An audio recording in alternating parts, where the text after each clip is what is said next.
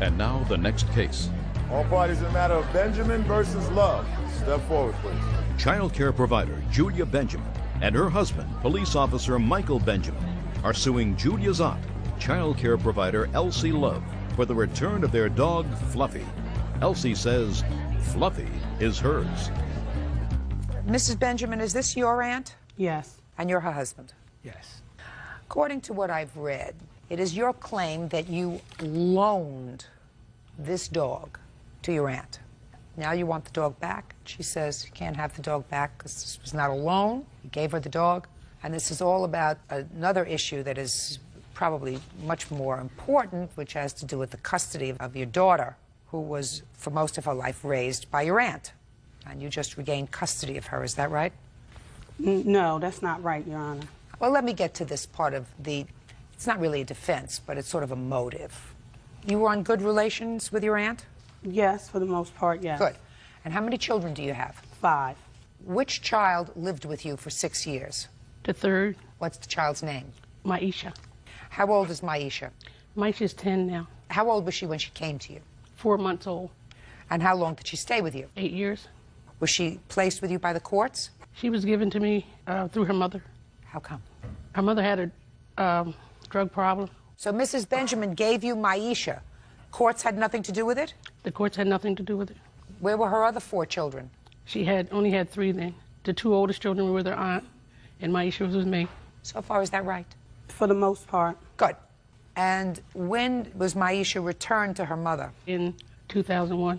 Was that voluntary on your part, or did a court order that return? The court ordered it with stipulations. And the stipulation was involving visitation, is Yes. that right? Yes. Do you currently have visitation with Maisha? I have visitation with Maisha on the weekends that I have her. I have visitations from after school until 8 o'clock on Sunday night. So you have her for weekends, certain weekends? Yeah, every other weekend. Now I want you to tell me about the dog. You're up. First of all, Not you. Her. Okay, I asked my aunt. I had a breakout at my daycare center. I'm a family daycare provider. And Since when have you been a family daycare provider? since '96, In what state? New Jersey. When did you complete a drug program? I didn't complete a drug program. I didn't have to. I got clean on my own. Well, then why did you leave your child with your aunt for 8 years? Can I address the things that she said? Well, your child was with your aunt for 8 years. That's My true. child was with my aunt. I asked my aunt to care for her because I knew that I couldn't at the time. I did not abandon my child. I didn't ask you I did any of not that. give my child Shh, away. Listen to what I'm saying to you. You had a drug problem. So if you didn't go into a program, when did you stop using drugs? In what year? I stopped using drugs in '95. And your child remained with your aunt until 2001. Is that right? That's right. And what about your other 2 children? How long did they stay with their other aunt? Until '96. And is Mr. Benjamin the father of all 3 of these children? No, Is he the father of any of them? the last 2. And you were granted a license to take care of children a year after you got clean from drugs? Yes. Okay. Let's get back to the dog. Your Honor, can I? Let's get back to the dog. When did you give your aunt the dog? I didn't give my aunt the dog. I asked her to care for the dog in November until we moved. Okay. And at what stage were the court proceedings in November of 2002 involving your aunt's visitation with Maisha? Were there court proceedings pending? No, there wasn't. Were there court proceedings after November of 2002 involving your aunt and visitation? Yes, in January. January what? 31st. So I assume that you were contesting your aunt having extensive visitation with Maisha. Yes. Is that right? Yes. When did you ask for the dog back? My husband asked for the dog back. Tell me when you did that, sir. January 31st. When you were in court? No. When you were outside of court? Yes. So you came outside of court after the case was adjourned, and you had this court proceeding that said that this was not going to be easy. And you found her in her car?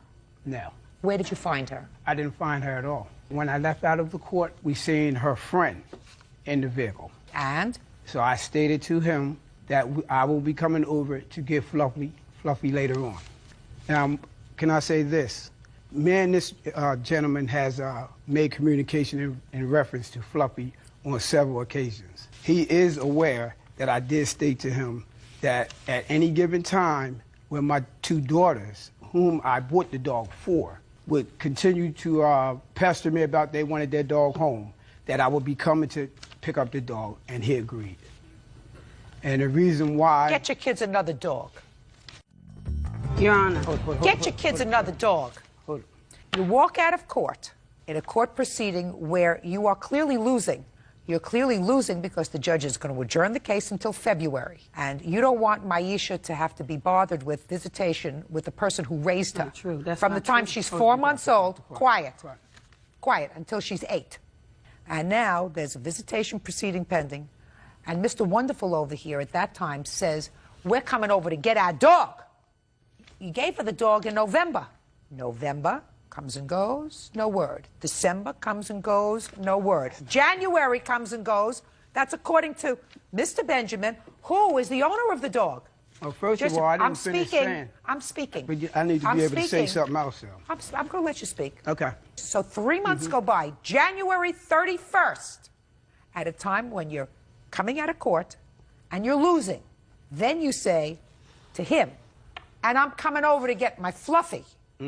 That's what you said. Yes, I did. Good. Now I'm going to hear everything that you have to say. Okay, when Fluffy was given to her aunt by my wife, I really wasn't in agreement with that. I did voice my concern because I did call over to her aunts. I did voice to her how I felt about Fluffy, how my two daughters felt about Fluffy, and that really we weren't happy that Fluffy was with her.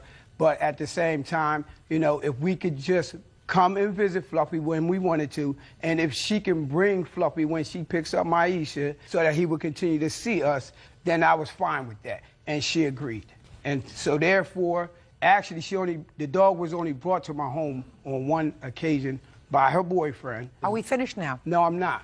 And so actually, he never brought the dog again, so I made several phone calls and talked to the dog on the phone.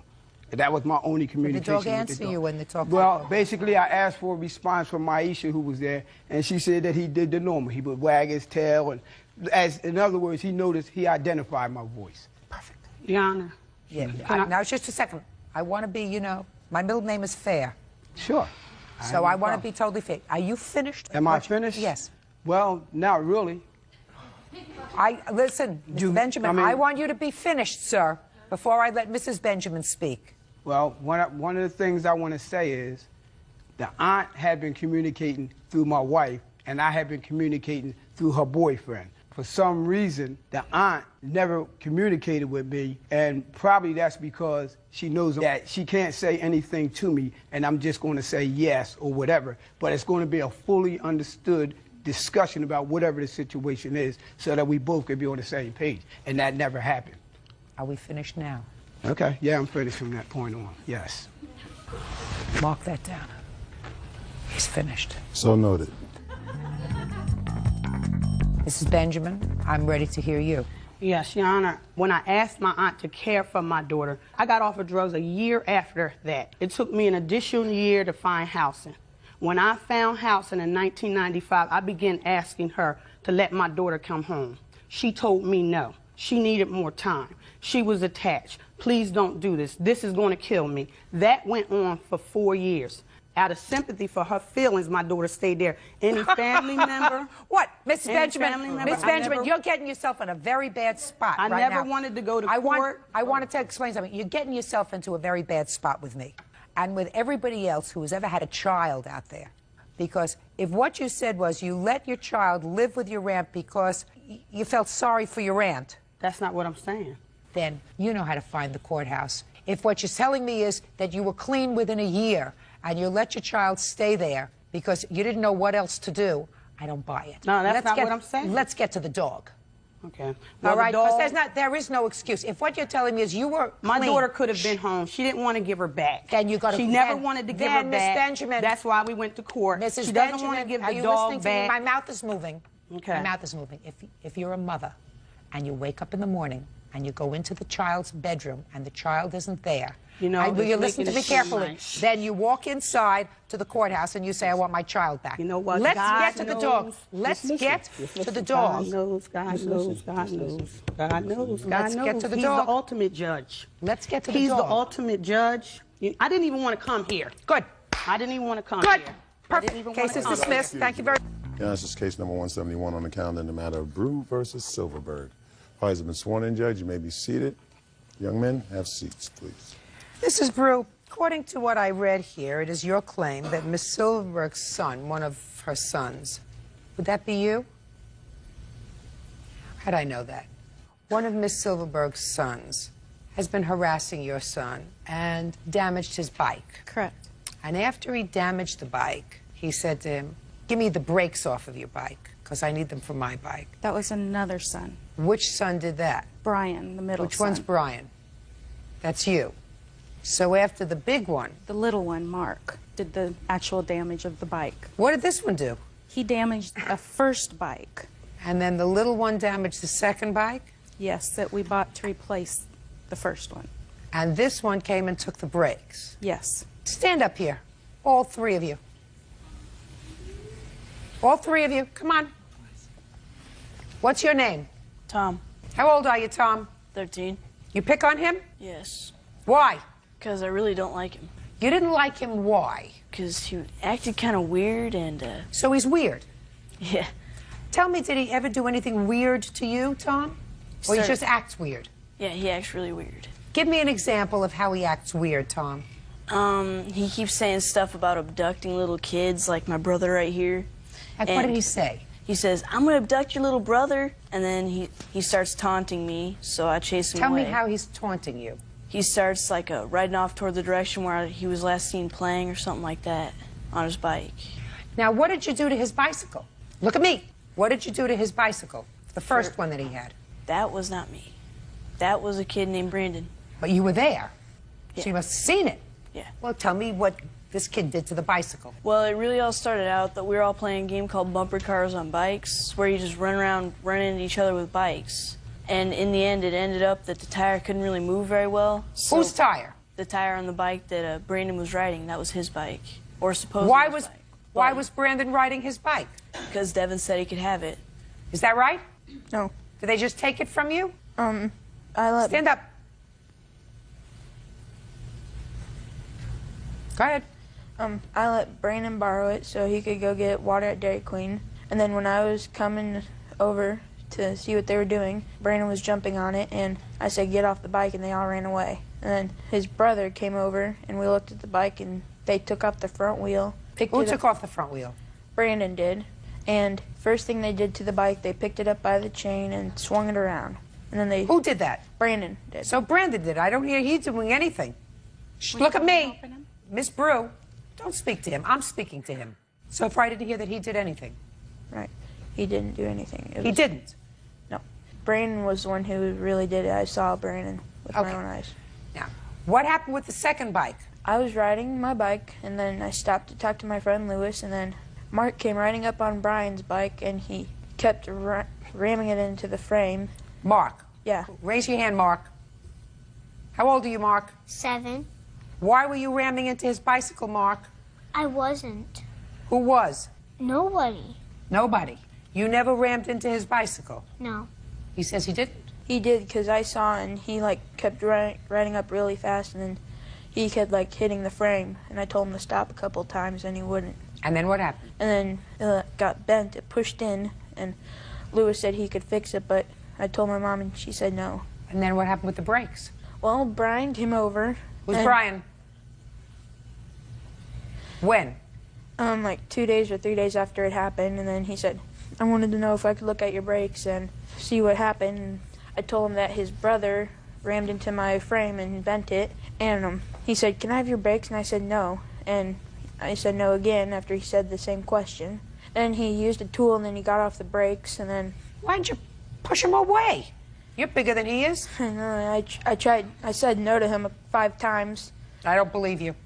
He had to get off his bike, get the tools, work on the brakes, take the brakes off, and during that time you go into your mother and you say, "Somebody's stealing the brakes off my bike." My mom was at work that day. Who was home? No one was. My sister is next door. Yeah. So why didn't you go next door? Well, she wasn't home when I was going over to tell her. What happened with the brakes? Look at me. I came over to his house. Something was wrong with his bike. He asked me if I would work on it.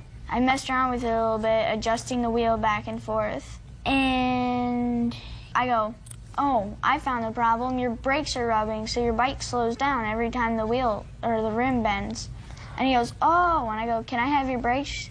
And Why would you want his brakes? Because the bike that I had at that time needed the same type of brakes that he had. Well, why would you ask him for his brakes if all his brakes had to do was be fixed? It wasn't the brakes, it was the back rim. Did he tell you how the rim got bent? Yes. What did he say? He said that Mark ran into it multiple times with my bike. Right.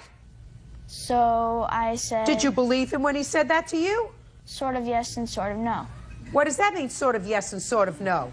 Because sometimes he lies about what my little brother does, and sometimes he tells the truth. So you wanted the brakes, and you just said, so give me the brakes. They don't work on your bike, give them to me. No, I said, could I please have your brakes? He didn't answer me the first time.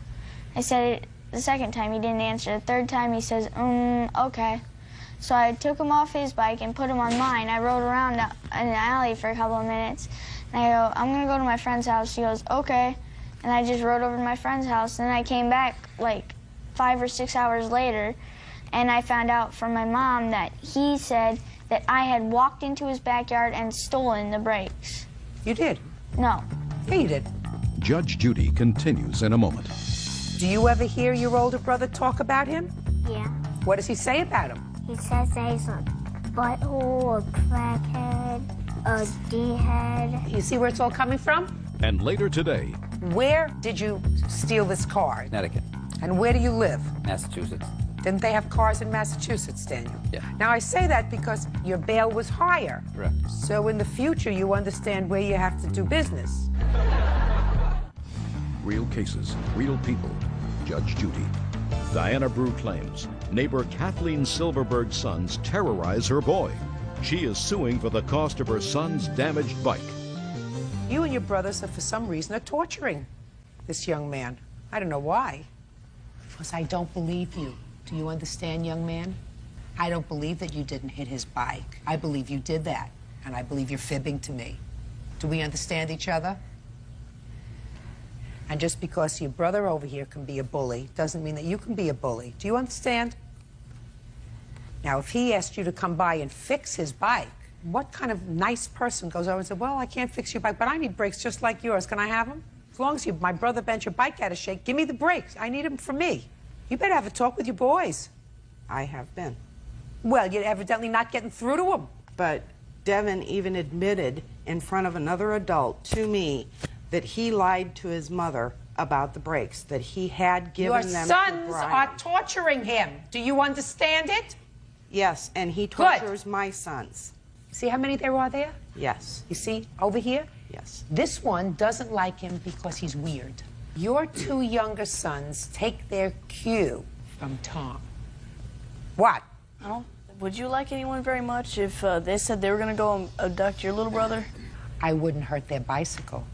I would stay away from them. And I would say to them, I don't want to have anything to do with you anymore. I tried to. No, you don't. He didn't. He went over to take his brakes off the bike that your little brother had destroyed. And why do you think that they have license to do that, the two little ones? They take their clue from you. Because if somebody isn't being normal, then you stay away from them. You don't take their property. You don't damage their property. You understand? Do you ever hear your older brother talk about him? Yeah. What does he say about him? He says that he's a crackhead, a D-head. So he says a lot of not nice things about him. You see where it's all coming from? Yes, but I'm also aware of the fact that he goes around and calls my kids the same name. In retaliation. Not when he takes a 7-year-old's bike and hangs it on a 6-foot security fence where the 7-year-old cannot get it. And that's all because he was mad because Brian was not home that day. Was the bike damaged? Yeah, the chain broke. Was it fixed? Yes, we have... Where are the brakes for his bicycle? Brian gave them back to Devin. Do you have them back? Torn apart and damaged. What? They were not torn apart when Brian took them off the bike. I know because I saw him do it. They were in perfectly good condition. They could have been replaced on the bike, but Devin wouldn't let him near the bike to do so. Okay, did you take the bike in to have it fixed? Did I put new brakes on the bike? No, I hadn't even had the chance. When Well, he then came you and should did have the that. chance to do it. How much did you pay for the bike? $65 on sale. I think you ought to take the bike and have it fixed, and I think you could probably have it fixed for $25, which is what I'm awarding you at a judgment, not the $1,500 that you're asking for. I would suggest you stay away from each other. Did you hang up his bike on a chain link fence? No. You didn't? So we couldn't reach it? It was like a short fence, not a high one. You can't do that, young man. But you three boys have to leave him alone. If he's weird, stay away from him. Period. And they don't want to play with you anymore. Find somebody else to play with. Okay. Judgment for the plaintiff in the amount of $25. That's all. Goodbye. Ladies are excused. You may step out. Devin is the kind of person that wants to be friends with everybody. He pushed me down. He made me hit my head on the cement. He was calling me names and I didn't like it. And it hurt my feelings. That's what made me angry. He hates me. And now the next case. All parties in the matter of Harris versus Silva. Step forward. Photographer Jeremy Harris is suing painter Shannon Silva for the cost of a digital camera. Jeremy claims Shannon stole it. Mr. Harris, you had your camera stolen. Yes, I did. And it was an expensive camera. You are a photographer by trade. I am. And it is your claim that Mr. Silva stole your camera. It is. Mr. Silva says he doesn't know what you're talking about. When was your camera stolen? On April 18th, which was a Friday. Where was it stolen from? From a bar in San Francisco. Had you ever seen the defendant No. before April 18th? I did not. Did you see him on April 18th? No, I did not. Then what makes you think he stole your camera? I received a phone call on April 23rd, actually the 22nd, I didn't check the messages until the 23rd, from an individual claiming to have my camera, and he was using it for his own personal use, and was not going to give it back, and some obscenities, and that was basically the gist of the message.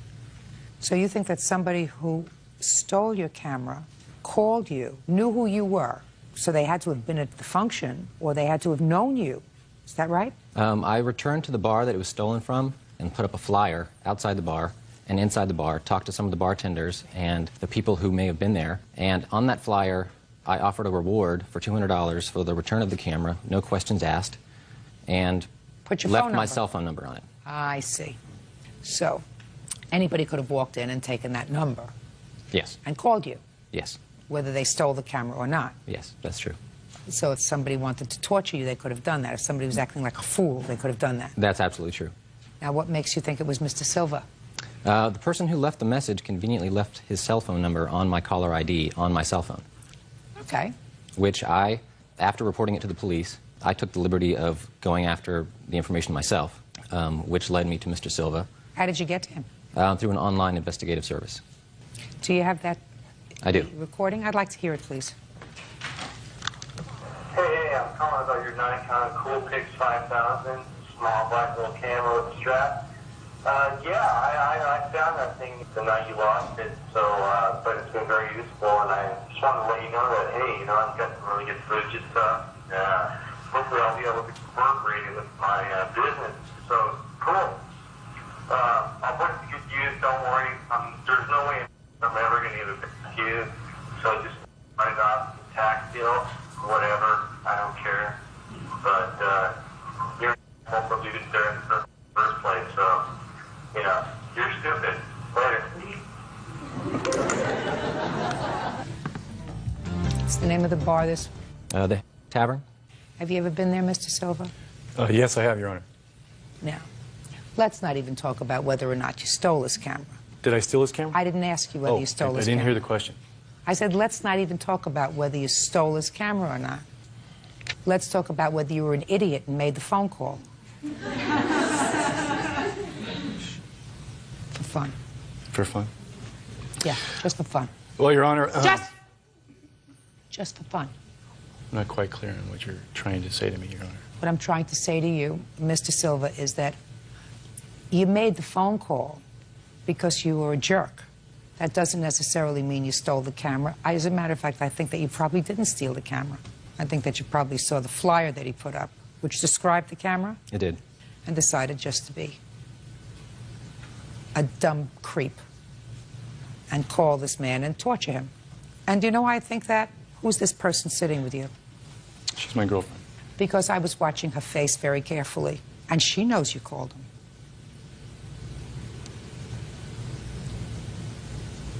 So you owe him an apology. You probably didn't steal his camera, but you put him to a great deal of trouble. Your Honor, if I may. Mm-hmm. I called Mr. Harris, and I'm not really quite sure exactly what had happened that evening, the night the phone call was made on the 22nd, but I have no recollection of making the phone call. But you say you did call him. There was a phone call made from my phone, but because of my intoxicated state, I have no clue of what had happened. As bad as it may seem, when he summoned, the papers were summoned to me by the court to appear for this theft of the camera, I had no idea. Mr. Silva. None. Mr. Silva, just listen to me, sir. I'm not suggesting to you that you stole his camera. I'm suggesting to you that you were a jerk. It's your voice, Mr. Silva, on the tape. That's you. I assume responsibility, even when I called. Perfect. Perfect. Just for the fact that it came from my phone, Your Honor. Perfect. Listen to me, Mr. Silva. You made the phone call. She knows you made the phone call. Your Honor, she doesn't know that. Sure she does. She doesn't know Sure that. she does. If you would have taken a look at her face before, when he took out the machine to play the machine, fortunately, we recorded her face. Well, I think that you... Fortunately, we recorded her face, Mr. Silva, so you owe him an apology. I disagree with that last statement. You owe him an apology. I already apologized to Mr. Good. Harris. Mr. Harris, you don't have sufficient proof that Mr. Silva was anything other than drunk and acting like a jerk that night and acting stupid. We have succeeded in displaying that to probably 10 million people. You may feel satisfied, sir, but as far as recouping the cost of your camera, I can't help you with that, Mr. Harris. Got it? Yes. Case is dismissed. That's all. Thank you. Please excuse me. Step out. Rise. Now, this is case number 154 on the calendar in the matter of Garza versus Stevens. Parties have been sworn in, Judge. You may be seated. Gentlemen, have seats. Ms. Garza, the defendant is your mother. Yes. And according to your complaint, you sold your mother an old refrigerator for $150. Mother agreed to make payments on that of $25 a month. That's correct. And she did not. Correct. Then it is your claim that you purchased airline tickets for your mother to go to some family function. What kind of sister was function? getting married. And where did you have to fly from and to? From Spokane to Austin, Texas. And it is your claim that your mother asked you to purchase the tickets for her with an agreement that she would repay you? Correct. She did give you one payment? Yes, she did. But then stop payment on that check? Correct. $70. Your mother says that the refrigerator was an old one. You were going to throw it out anyway, so you agreed to give it to her. That's not her fault. And the tickets were gifts, even though she gave you a lot of money, including $500 in cash. Is No. that right? Yes, That's what I you're did. saying? Yes. Okay. So let's get to the refrigerator first. Okay. Were you getting a new refrigerator? Yes, I had new appliances purchased for me in January, the first By week of whom? January. My mother-in-law bought me new appliances for Christmas. I was going to sell my old refrigerator in the newspaper for $200. My mom asked me, since the apartment she lived in had a lousy refrigerator, she asked if she could buy our old one from us for $150. She'd make payments. I said, okay. And we delivered. That didn't happen? No, it didn't. Well, why don't you tell me your version of what happened? Yes, Your Honor. She had offered me the refrigerator because she knew my fridge was bad. And she said she'd sell it to me for $50. And then when her and her husband brought it out to the home, my son helped him bring it into the house. And my son and her husband went into Justin's room, and they were talking. And he says, well, Sheila wants $50, but we just want to get rid of it. We're going to get rid of it anyhow. That was the end of it. And then I went up to her Mary Kay party, and something was brought up about the fridge. And I says, oh, wait a minute. I think you better have a talk with Rick.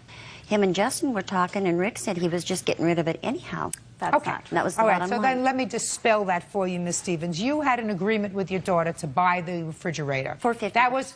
That was your agreement.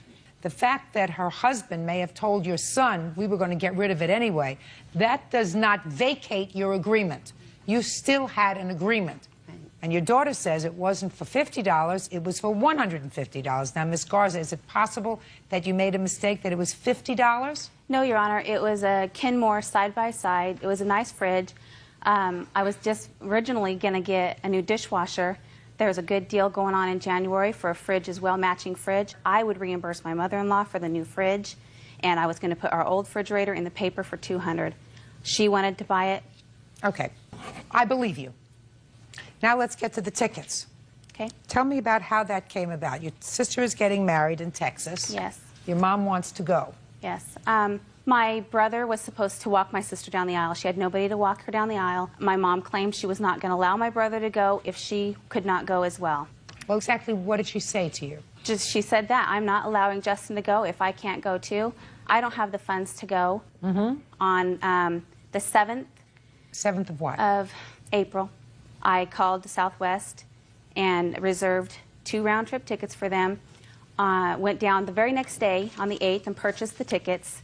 I kept the tickets until the day before we left. Said, Mom, these are the tickets. Where's the payment? She said she'd pay me $70 a month. Just a minute, I didn't hear you make an agreement with her. Well, it was over the phone. She had said, I will pay you $70. Sure, all I heard was, let's go back, Ms. Garza. Sorry. All I heard was she said, I'm not letting him go unless I go too. Correct. Then you hopped to, I went and bought the tickets. Sorry. She had said that, you know, she was going to try to come up with some money. During that time, we had talked. She said, I can't come up with any money. I've tried all my resources. Can I make payments to you? I was very leery at first, said no, because you still haven't paid me for the refrigerator. Talked with my husband, and he said, well, if she's not going to let your brother go. My sister was very upset because she'd already bought the tux for him. She needed him there. I asked my husband, honey, can we do this? I called her. She said, yes, I'll pay you $70 a month. I will write you a check in advance for a payment. And Okay. when I got back from Texas, she had put a stop payment on that check. Can I see the stop payment on Yes, it? you can.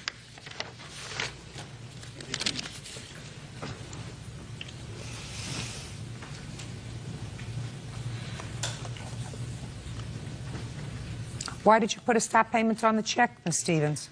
Well, the morning that we was leaving from Austin, she had asked me for $20 because she knew that's all I had to my name because I'd lost our round-trip tickets to come home on. Which I had to repurchase new tickets for them to come back on. So then she's, oh, I need that money. I said, well, Sheila, you know I broke that 20, you know, to go to the zoo yesterday.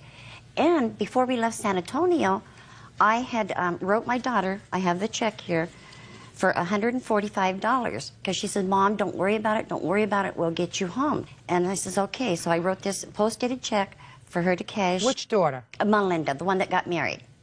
The one that got married in San Your Antonio. Honor, that's a wedding gift. This was not a wedding gift. I did write wedding on it, but it pertained to the wedding and getting home and everything. You know, I just wrote it down there. But this was for our ticket, part of my ticket to get home on. But then, whenever I told her I did not have the money, she called me I'm sorry. She called me a... That's not true. And I was just totally... And it's not the first time she's called me numerous names. She keeps me away from my grandchildren at times and everything. Ms. Stevens, what does that have to do with stopping payments on the $70 check? Because of her calling me a... She numerously... Well, that may wash in a family, yes, but it doesn't you're wash right. in court. She numerously just degrades me. Ms. Calls Stevens? me anorexia, everything, and I'm not. Ms. Stevens, so what you're saying is you agreed to pay her back for the plane ticket, but you decided not to pay her back because she was disrespectful. Your Honor, I paid her $500. I borrowed it from my ex-boyfriend that we were together 8 years. I borrowed it from him. She came out that morning. I gave her that. Wait, just a second. You're doing a fast dance, Ms. Stevens. Judge Judy continues in a moment. Your ticket didn't even come to $500. Then I missed. So why would you give her $500? You wanted to make her a present? And later today, he said, well, with $200, start your payments to get your car fixed. That's not true. No, he wouldn't say that. Miss Phillips, don't play with me. real cases, real people. Judge Judy. Sheila Garza says her mother, Lois Stevens, owes for plane tickets and a refrigerator. You borrowed what and when and from whom? Let's start with what. Okay. You borrowed what? I borrowed $500 from Roger. When? On this 1st. On the 1st of what? 1st of April. Sheila came out to my home. Yes. And I had to keep some of the money and everything to buy him clothes, some clothes and everything to go. And then I wrote her a $70 check, you know, to cover the remaining. You're dancing, Miss Stevens. Are you sick? I canceled the check because her calling me one too many times. Are you saying that you gave her $500 in cash? Yes. That is not true. Just a second. Well, that's what you write in your answer, that you gave her $500 in cash. If you could... on the 1st. Now you say that Roger gave you $500, but you used most of it to buy clothes and other stuff. No, I used my money for that. I'm sorry, I misstated it. You misstated it because yes, it's not true. You No, never it gave is. your daughter $500 in cash. Yes. Because if you... Hey, listen to me. You never gave her $500 in cash, madam. I'm going to tell you why. Because if you gave her $500 in cash on April 1st, on May 1st, you wouldn't have given her a check for $70. Because that would have paid the entire airline ticket if you gave her $500 in cash, your ticket. So that it would have been no reason for you to give her $70. No, I did owe her $70, Your Honor. And from what? For the tickets and all. And if you could do Just it like... a minute. What do you mean tickets and all? What is that? How much were the tickets? How much was... $474. Your ticket didn't even come to $500. Then I missed... So why would you give her $500? You wanted to make her a present? Your Honor, I'm mistaken then, because I've just been... You're mistaken. All right, I'll agree that you were mistaken. Yes, I am. All right, you're mistaken. I was just a basket case going to the wedding anyhow, because when the kids all get together, they just gang up on me. It was a nightmare, Your Honor. She completely... it was a complete nightmare having her there. She completely ruined every function that we went to. No. I mean, if you need any more evidence, Your Honor, I do have the... Can I see it, please? And I have the statement also from Southwest, which they only give this to the purchaser, and they researched and sent that to me stating that I was the reserver and I was the purchaser on both round-trip tickets there and the return tickets back for both of them. Because you said you could get them cheaper. That is not true. What if she can get it cheaper or not? What difference does it make? Why did you lose them? Accidents happen. I'm sure I'm not the only one that's lost tickets in life. You're the only one that I know so far today who's lost tickets that somebody else paid for, and then they had to pay for the return tickets. She did not and pay. Then you don't want to pay her for them. She did not pay for the tickets. Did you ever say to your daughter that your son's not going unless I can go? go? No, I definitely did not. I absolutely did not. He can testify to that. And he can testify also to the money situation I'm not going and to the ask him to do refrigerator that. situation. I'm not going to ask him to do that. You still live with your mother? Yes. How old are you? 18. You going to stay there for a while? He's still in school. Shh. Are you staying there for a while? Yes. It's just you and your mother? Yes. What's your first name? Justin. Justin, your primary responsibility is to make yourself the best human being that you can be. Do you understand me? Yes. That's your first responsibility, is to yourself. Do you understand? Yes. If you don't do that, you don't have one wasted life, you're going to have two. Do we understand each other? Yes. You understand? I don't have to say any more to you, right? Do Yes, you Your Honor. understand? Not one, and you have two wasted lives. Your primary responsibility is to yourself. Judgment for the plaintiff in the amount of $875. I find that there was an agreement to buy the refrigerator, which was not paid, in addition to the bounced check fee for $70 and the airplane tickets and their replacement. That's all. Step out. Well, you're going to rot me for Parties are lying. excused. You may step out. It is absolutely a lie. And I hope she rots. I'm told the truth, so... The Lord is going to see to that. It's just drama. That's just how she is. And now the next case. All parties in the matter of Tebow versus Cody. Step forward, please. 24-year-old vendor representative Christopher Tebow is suing his former friend, 22-year-old waitress Joanne Cody, for an unpaid loan to bail her ex-boyfriend out of jail. Joanne says it's her ex who owes. Mr. Tebow, it is your claim that you made a loan to the defendant in the amount of, I believe, $800? Yes. The loan was in order for her to secure the release of her then-boyfriend who was incarcerated. Boyfriend's name was? Daniel Norman. Daniel. Ms. Cody says that she did, in fact, take $800 from you for the bail. Yes. But there was never a loan because she never made an agreement to repay you. Is that right? Correct. Daniel agreed to repay him once we bailed him out of jail. All right. Who is this? That's Dan Norman. Daniel. I assume you're not together anymore. No. Stand up for a second. Just some preliminary questions. Daniel, you have a last name. Norman. What were you in jail for? Myself and a friend of mine broke into a car and took the radio out. Were you convicted of that charge? Yes, ma'am. Did you receive a jail sentence or were you placed on probation? Probation. Now, did you live in one state and Yes. were arrested in a different state? Correct. Okay. Where did you steal this car? In what state? Connecticut. And where do you live? Massachusetts. Didn't they have cars in Massachusetts, Daniel? Yes. Now, I say that because you were a Massachusetts resident and were arrested in Connecticut, your bail was higher. Correct. So in the future, you understand where you have to do business. Not at all, Your Honor. Right? Now, who was the first person you called? I called my grandparents. And they could not help you with any money? No. Had you been arrested before in Massachusetts, Daniel? Yes, ma'am. For what? Operating on a suspended license. What else? In Massachusetts, I believe there's many operating on a suspended along motor vehicle lines. So your grandparents had it? Correct. Who did you call? I didn't call anybody. How did you get bailed out? There was a friend that was with me. Yes? He got bailed out by his girlfriend, and he called around a couple of my friends to try to put together some money for me. You didn't make any phone calls? No, ma'am. Why not? I was only allowed one. Okay. This lady is... Joanne's mother, Elfrida Cody. It's not true. Marion from the court there called up our house and asked Joanne if Joanne could bail him out and loan him $350. Who called you from the court? Marion, a girl named by Marion. Who's Marion? I believe she was worked in the public defender's office. Ah. Daniel, when I ask you if you called and you say, I never called, if you gave her telephone number to the public defender who was handling your case, I consider that you calling. Yes, ma'am. Do you understand? Yes, ma'am, I do. Did you give the public defender Miss Cody's telephone number? I did, Your Honor.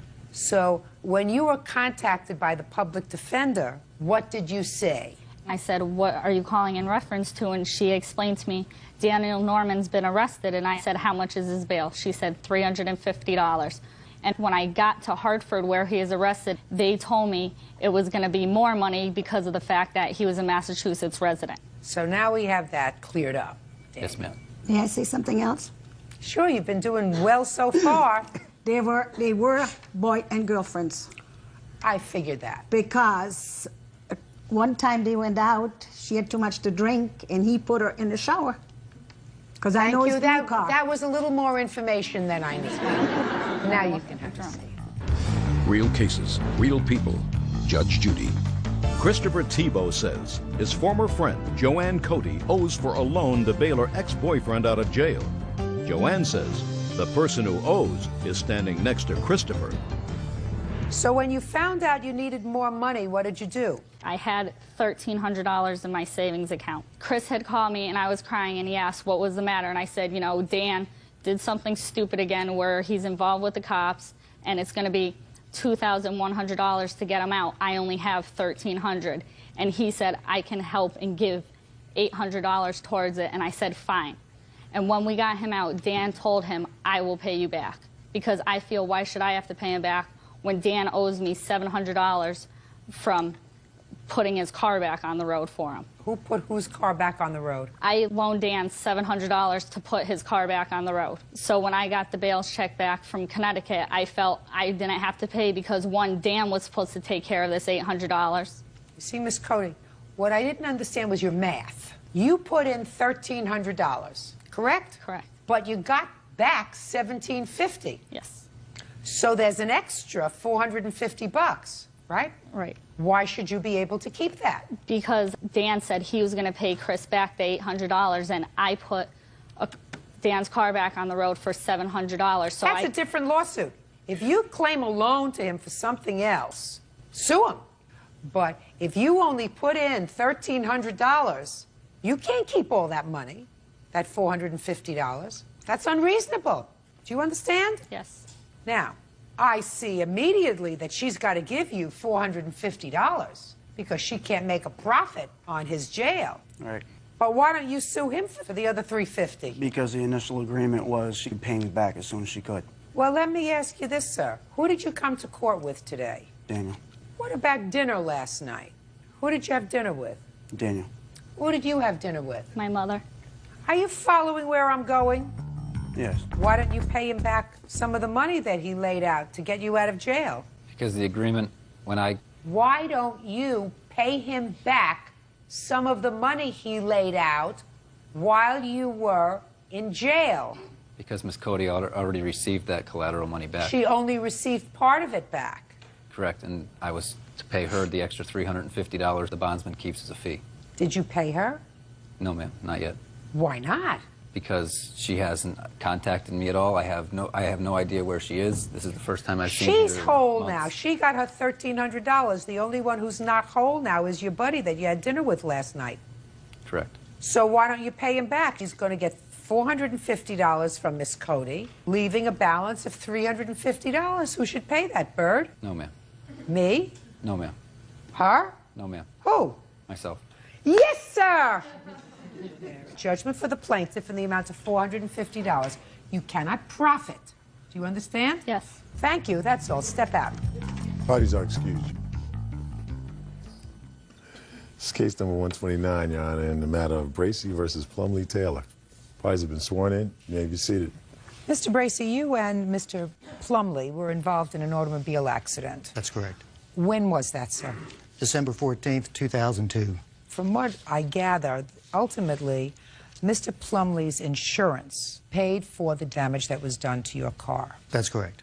Miss Taylor was a passenger in Mr. Plumley's car. Mr. Plumley, on the evening of the accident, was arrested for driving while under the influence of alcohol. Is that right? No, I was or actually... were you ticketed? Yeah, I was convicted I of... didn't ask you what you were convicted of, Mr. Plumley. I asked you whether you were arrested or ticketed that night. No, I went to the hospital. Were you subsequently either arrested or ticketed? Yes, I was. For what?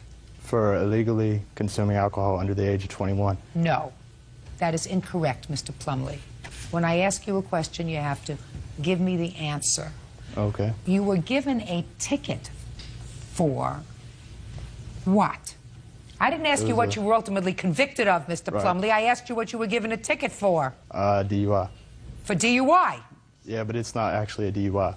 It was like... No, what is it, an elephant? No, it's under the age, drinking and driving, under the age of 21. It's under statute 18 in the Virginia laws. Mr. Plumley, you were drunk that night. No, I had like 1-2 beers. Are you telling him what to say? No, why? Good. Say nothing until I speak to you. In any event, you had been drinking. Yes, ma'am. So your insurance company assumed the responsibility of paying for Mr. Bracey's damages. Yes, ma'am. Fortunately, Mr. Bracey wasn't hurt. You were.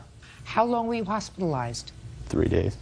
What kind of injuries did you have? Just internal bruising. You were lucky. What about you, Miss Taylor? I just had a little cut in my ear, that's it.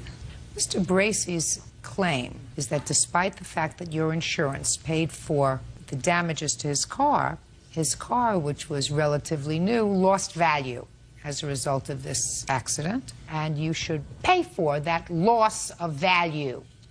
And that you, Miss Taylor, are also liable because you got into the car with someone who had been drinking. So that's why he's suing you. Yeah. I'm going to take care of that part of his lawsuit very fast. The case against you is dismissed on my own motion. You can sit down. All right. You have no case against her. I don't know if you have a case against Mr. Plumley, even though you're pretty aggravated and irritated with him.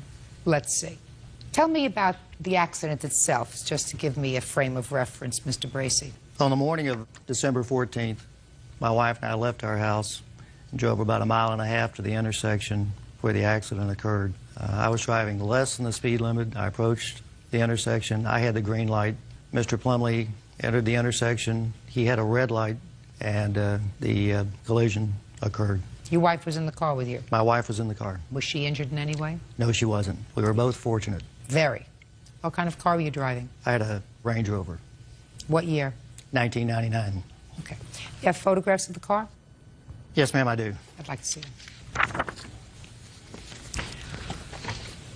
What happened immediately after the accident, Mr. Bracey? It was a pretty severe impact.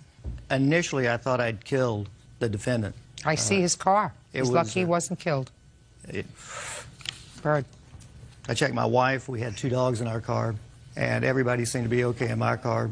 I went over to Mr. Plumley's car, and I seriously thought that I had killed him at that moment or he would soon die. So I got a blanket and covered him up. From there, EMT arrived almost immediately and began taking care of them, and I went back and took care of my wife. Who was probably pretty shaken up. What about Miss Taylor? She didn't appear to be hurt. She was what appeared to be in shock, and she was to some degree tending to the defendant. My wife went over and told her not to move him, and then she went back to our truck and stayed in the truck for the rest of the... Now, what time was this? This was at 8:30 in the morning. And you were on your way to work? No, we were out on a family outing. This was a Saturday morning. Where were you going, Mr. Plumlee? I was on my way home. From where? From a buddy's house. I'd been playing darts all night long. And what about Miss Taylor? She was with me. Is she your girlfriend? Yes, ma'am. All right. So now I know what happened. He's playing darts and having one beer all night. He almost gets himself killed. You got a good smash on the front end of your Range Rover that looks like a pretty decent car, because despite the fact that you caused the kind of damage you caused to his car when you hit it, your car was relatively unscathed. You're pretty lucky. Now, my question to you, Mr. Bracey, is when you accepted the money from Mr. Plumlee's insurance, did they or did they not have you sign a general release? No, ma'am, they did not. I didn't get any money from his insurance company. They paid the repair shop directly. So you signed nothing? I signed nothing. How do you value loss of value on a 1999 Range Rover, which has been repaired to your satisfaction, because it had to be to your satisfaction? How do you value loss? Well, I talked to the defendant's insurance company. They gave me a set of criteria that I would have to meet. One of those was to get an independent appraiser to appraise my car both before and after the accident. And I did that. Can I see it, please? Yes, ma'am. And that appraisal is what I base my claim on. What happened when you gave this to the defendant's insurance company? They looked at it and basically disregarded it and offered me a $1,000 settlement. They had another appraisal done that came up with an appraisal of $981. Can I see it, please? Yes, ma'am.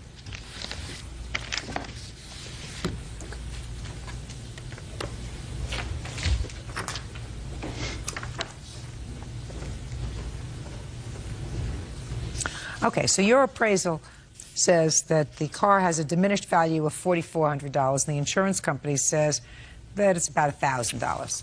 What do you say, sir? I have no idea how much his car lost value, if it lost value. I'm assuming it did lose value. I wish it wouldn't have happened, but I mean, I know I was wrong in the situation. But I mean, from my understanding, my insurance company did take care of his vehicle. On top of that, offered him $1,000. And I feel that, you know, it's been amended, and it's basically how I feel. Judge Judy continues in a moment. What kind of work do you do? Wash trucks. How much did you pay for this car, Mr. Bracey? $58,000. How long do you think you have to work to make $58,000? It'd be an awful long time. And later today. So you think that somebody who stole your camera called you. Now, what makes you think it was Mr. Silva? The person who left the message conveniently left his cell phone number on my caller ID. Real cases, real people. Judge Judy. James Bracey says 20-year-old Michael Plumlee owes for the loss of value to his vehicle due to a drunk driving accident. How much did you pay for this car, Mr. Bracey? $58,000. Why did you go like this for? What does that mean? Somebody give it to you as a gift? No, ma'am. I bought it. I worked hard. I bought it. And you paid $58,000 for it? Yes, ma'am. It had a sticker price of $62,000. You drove a hard bargain. Not Mr. hard Plumlee, Yes. How old are you, sir? 20. You work? Yes, ma'am. What kind of work do you do? Wash trucks, tractor and trailers. You wash them? Yes. How long do you think you have to work to make $58,000? It'd be an awful long time. Long time. What kind of work do you do, Mr. Bracey? I'm a commercial pilot.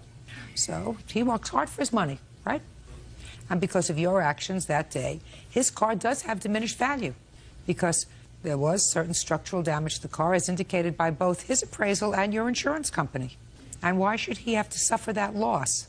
Fortunately, he wasn't hurt. That's the most important thing. But I understand why you're angry, because this young man was up all night doing the wrong thing, and you and your wife suffered a loss. You want to be fully compensated. I don't blame you. I think somewhere in between the $4,400, sir, and the $900, there is a reasoned amount. You agree with that? Your Honor, I agree with what you're saying. However, I did see other appraisals of the truck. Mm-hmm. So they weren't just two different opinions. You have other appraisals? Yes, ma'am. I'll take a look at them. Okay. As I said, I base my claim on that appraisal. I know you do, sir, but that doesn't mean that I have to base my response on that Yes, appraisal. Sir, let me explain something to you. The general manager of Land Rover is not an expert witness. I accepted your appraiser because your appraiser has indicated that he has been certified as an expert witness in some 25 trials. I believe that you are giving me evidence that is credible. This is not credible evidence. Your Honor, on the letter that their appraiser sent, it states that he did not see my car. He did not have the opportunity to see my car. He is basing this on never having seen it. He does have the accessories on my car incorrect. He does have the value incorrect of my car because he did not correctly assess the accessories. Sir, without an expert witness who's able to see this so that I can ask him questions, I have to rely on these two appraisals. The appraisal from the insurance company gave what you paid for the car, which was $58,000. They gave the retail value at the time, what they perceived as their Blue Book value. They came up with a formula. That's not this. Somewhere in between these two amounts is what I call aggravation money. You got your car fixed. In all probability, it's fixed to your satisfaction. You're still driving it. I assume you're still driving it, are you not? I'm still driving it, but it's had to go back into the shop 3 times because of the frame damage. Is that right? That's correct. Okay. You have those bills? No, ma'am, I do not. I mean, that's continuous and ongoing. Instead of bringing me this, why don't you bring me that? $2,695.85 is right smack dab in the middle between what the insurance company says your loss was and what your appraisers say your loss of value is. That's right in the middle, and that's, Mr. Bracey, what I believe you're entitled to. You should, again, thank your lucky stars that neither you nor your wife were hurt and that Mr. Plumlee was not killed, because despite the fact that it was his fault, you probably would have felt very, very badly. You have any other DUIs on your record? No, ma'am. You ever going to have one again? No, I don't plan. Perfect. Judgment for the plaintiff in the amount of $2,695.85. That's all. Parties are excused. You may step out. He was compensated for what his vehicle was, you know, repaired, and basically he got a plus by catching a little bit of extra money, you know. When I go to sell it, I will lose in the neighborhood of $4,400. It is running, and it is still in the same form that it was in before, you know, you even got in an accident. I think the lesson for the defendant is don't drive drunk. Yeah, I don't plan on having any more on my record. And now the next case. All parties in the matter of Thomas versus Warden. Step forward, please. 21-year-old dispatcher Nicolette Thomas is suing 21-year-old auto detailer Anthony Warden for an unpaid loan to buy a car. Ms. Thomas, you claim a loan to the defendant in the amount of $1,300 for an old car. Yes. But it was a new car to him. Right. Why would you loan him $1,300? He was my boyfriend, and we had been dating off and on for about a year. And I got my income tax money, and I was going to get a new car, but we couldn't share cars because we worked different hours. Yes, we were living together. You were living together? Yes, we were. Go ahead. So his boss was selling a Lincoln for $1,600, and he said if we were to give him $1,300, he could drive the car home and just pay the $300 when he gets it. So I loaned him the $1,300. Well, what did you say to him? And what did he say to you? Shh, listen to me. Okay. He came home and said to you, my boss has a car that he's selling. Yes, and he wanted me to get the car. I didn't want that car. I wanted a new car. I said, well, I can't give you $1,300. I can loan you $1,300, and you have to pay me back little by little. Is that what happened? No, ma'am. I didn't think so. Go ahead. Your Honor, Nicolette has taken me through so much. Listen to me. I have a short life. I'm not interested in what Nicolette has taken you through. I'm interested in the $1,300 for the car. Get to it. The $1,300 is right here. I put $1,000 down, she gave me, and we paid $300 for the payment. That's the $1,300. Then she drives the car now. That's the Dodge. Just a second. We're talking about the Lincoln. We're talking about a 1997 Lincoln. I paid cash for my car. Mr. Warden, if you're going to be a liar, I'm not going to listen to you. I read your answer, sir. Your answer says that you took $1,300 from her, but it was a gift. Yes, ma'am. Now, your other story is that you gave the money. It wasn't her money. She never gave me any loan. I never said that. The money she's talking about is right here. Mr. Warden, you're really going to irritate me. And Bird doesn't like it when people irritate me, because he doesn't like my reaction when people irritate me. But I can't stand people who lie to me because they think I'm stupid. That irritates me, and then I tend to explode. Now, you don't want me to explode with you, right? You say in your answer, and I'm paraphrasing, she gave me the money because I spent plenty of money on her while we were together. That's what you said in your answer. That's what you swore to in your answer. Want to show this to Mr. Genius over there and ask him if that's his signature? Is that your signature, sir? Yes, ma'am. I'm sorry. Try to hold it together. I understand. Do you understand? Can't always do it. All right. Now, you want to start this all over again? Yes, ma'am. Good. Your boss was selling his car. You came home and you said to Miss Thomas, what? I'm going to purchase a car from my boss. Good. And she said to you what? That she needed a car also. And you said what? That we would finance one, a brand new car for her. And you would pay cash for yours. Yes, ma'am. Where did you get the cash from? My job. That's not what you said here in your answer, Mr. Warden. She gave me money on several occasions, but it had nothing to do with a car or anything. We gave each other money. Well, what did she give you money for at about the time that you bought the car? Around that time, we were hurting because I was purchasing my car and she was purchasing hers. We did not loan each other anything. I didn't ask you whether it was a loan, sir. I said, how much money did she give you at around the time that you purchased the car? Not a cent. Oh, you two people really deserve each other. You're a liar. You can't follow your own storyline in your head. You said we gave each other money back and forth, and by the time I was financing the car, I was really strapped for money. So I said, how much money did she give you? About that time, you said nothing. You are better off without him, because he's the kind of guy that will continue to lie to you, but will always be tripping over his tie because he doesn't remember 1 minute to the next what story he's telling you. Do you understand? But this was not a loan. You never made him a loan. You gave him the money. Now, you have this new car that you financed? Yes, ma'am. And it's financed in whose name? Both of ours. So he's also responsible for it? Right. Sounds perfect to me. Your case is dismissed. That's all.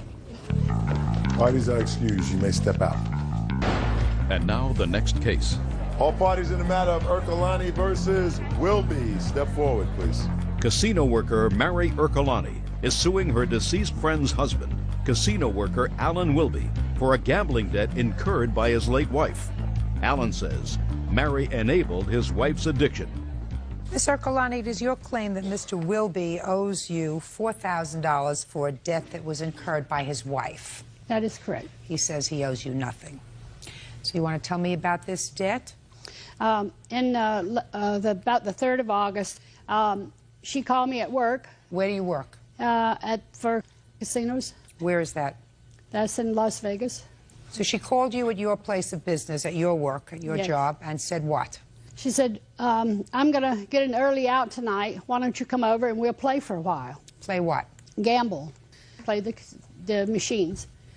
I went over to the Aladdin, and she said to me, do you have your credit card? I said, yes, I do. She said, can you get me $4,000? We went to the cage. We purchased tokens there, our chips. I gave her the tokens for $3,000, which she cashed out and got cash for, and 1,000 cash. And what did you discuss with her about this money? Well, she immediately wrote me this check that I have right here. I see what she's got. And she said, I'm due an inheritance from my great uncle, I believe she said. And she said, well, as soon as I get my inheritance, I'll give you your money back. And she has borrowed off me through the years and has paid me back $200 or $300 a month, but it was never this large amount. Mm-hmm. And so she handed me that check, and she said, as soon as I get the inheritance, you'll get it. I said, I'm going on vacation.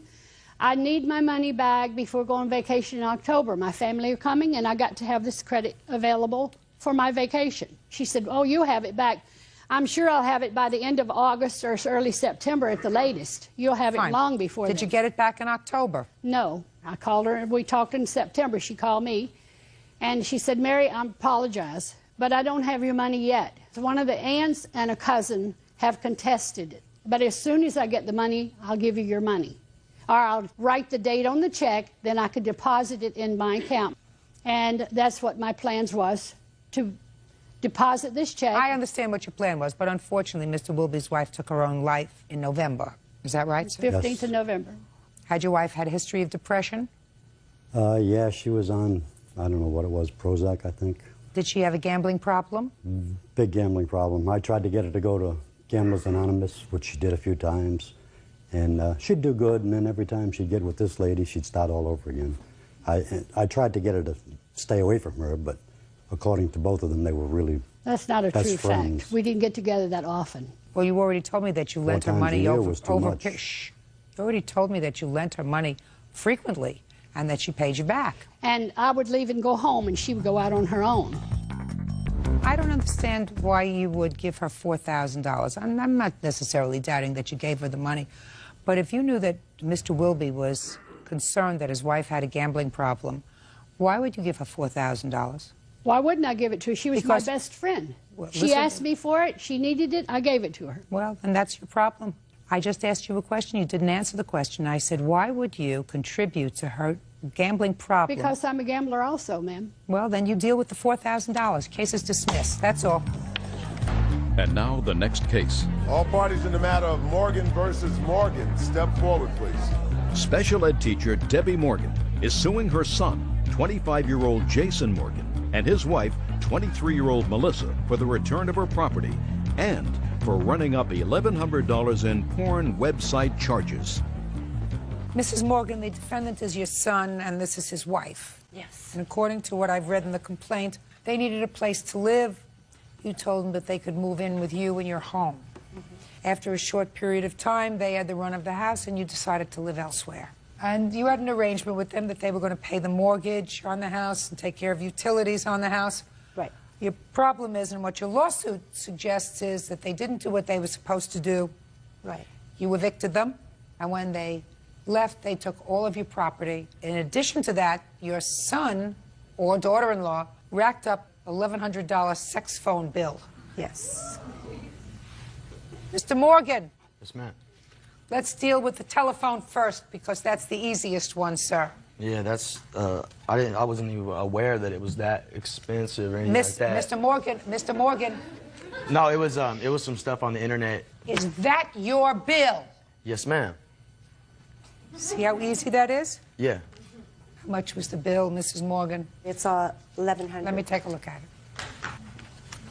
I had to charge the money, Your Honor, to pay the $581 because the lady threatened me, saying that she would tell the school district that I was on porn sites. I don't have a computer. I've never been on porn sites. I was in fear that I would lose my job, so I paid him.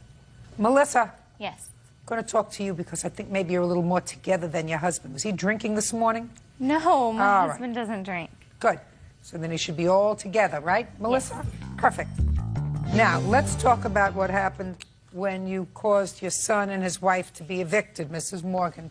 Tell me what happened. After the phone calls and whatever, they told me they would pay so much a month. They weren't able to. They didn't. That was fine. No. Sir, listen to me.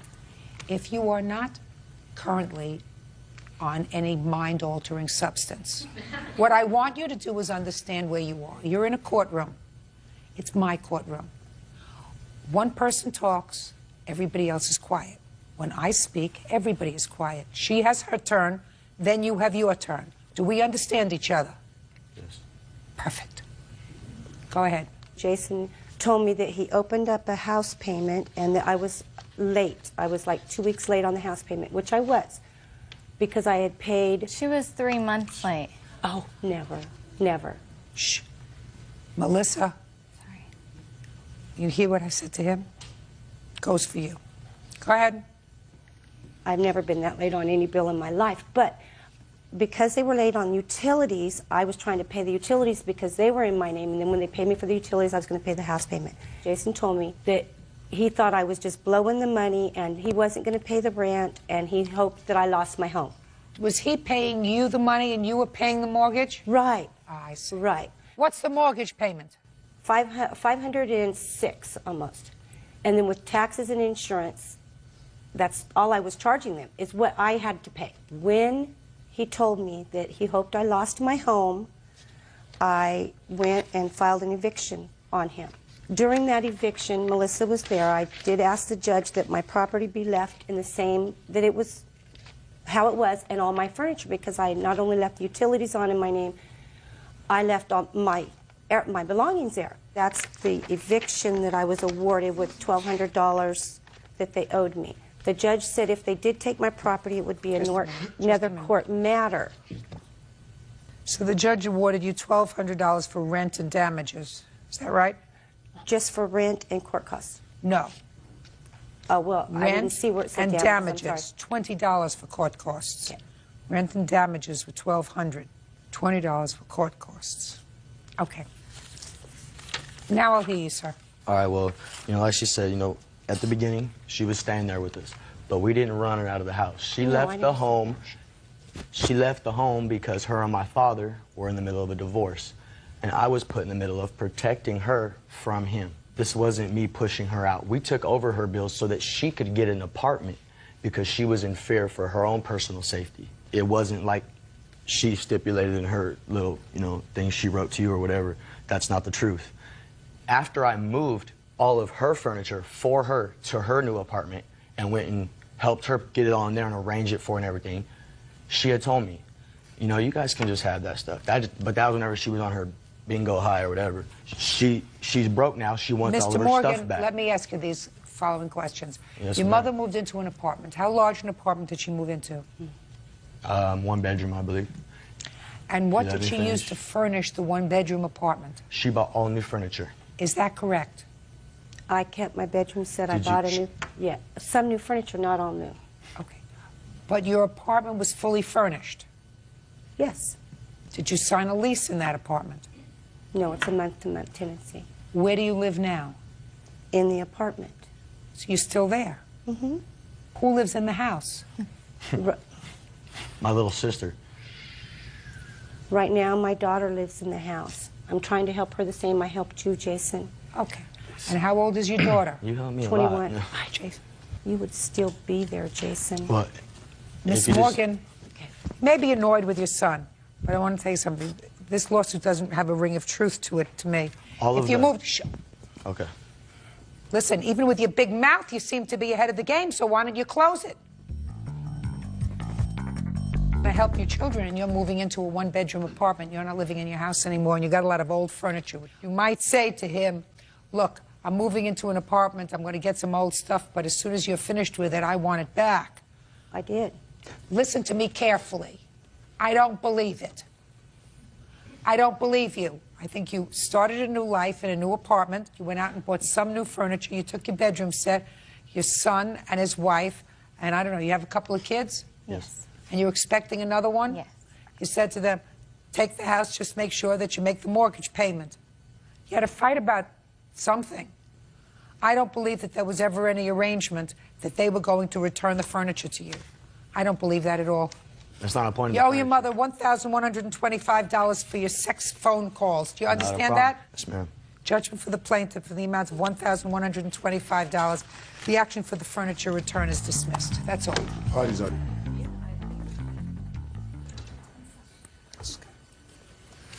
Yeah, this is case number 109 on the calendar in the matter of Noonan versus Montanez. Thank you, Bert. You're welcome, Judge. Parties have been sworn in. You may be seated. Ladies, have seats, please. Mr. Noonan, you rented a room from Mr. Montanez, and it is your claim that he locked you out of the house, retained some of your property. You are suing him for pro-rata rent because you paid part of the month that you claim he wouldn't let you back into the room, that he kept some of your large pieces of furniture that you couldn't get out, and that you had given him a security deposit that he won't return. Yes, Your Honor. Mr. Montanez says that you unceremoniously left without giving him the requisite 30-day notice. He is counterclaiming for the following: for storing your property and for the rent for 30 days because you didn't give him 30 days notice. That's correct. When did you find this room and how?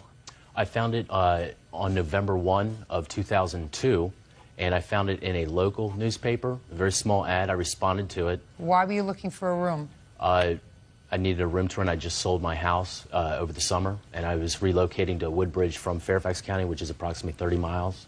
So you answered a local ad. You went and looked at the room. Yes. Tell me about the house. The house is in a police blue, so to speak. It's all painted in blue, and it's fairly clean. Must have been clean if you look like a clean, neat person. Thank you. I do appreciate a clean environment, and yes, it was cleaned when I came in. How many people were living there? One. Mr. Montanez. Correct, Your Honor. How many bedrooms were there? There is a total of 3 bedrooms in this 3-level single-family home. 3 bedrooms. You were going to have one. Correct. The room on the middle level, which is the only room on the middle level. Mr. Montanez had one. Yes. Did you ask him who was going to use the 3rd bedroom? It was my understanding, Your Honor, that that 3rd bedroom was his office/den. Is that what he told you? Yes. Okay, and you agreed on a rental price. What was that?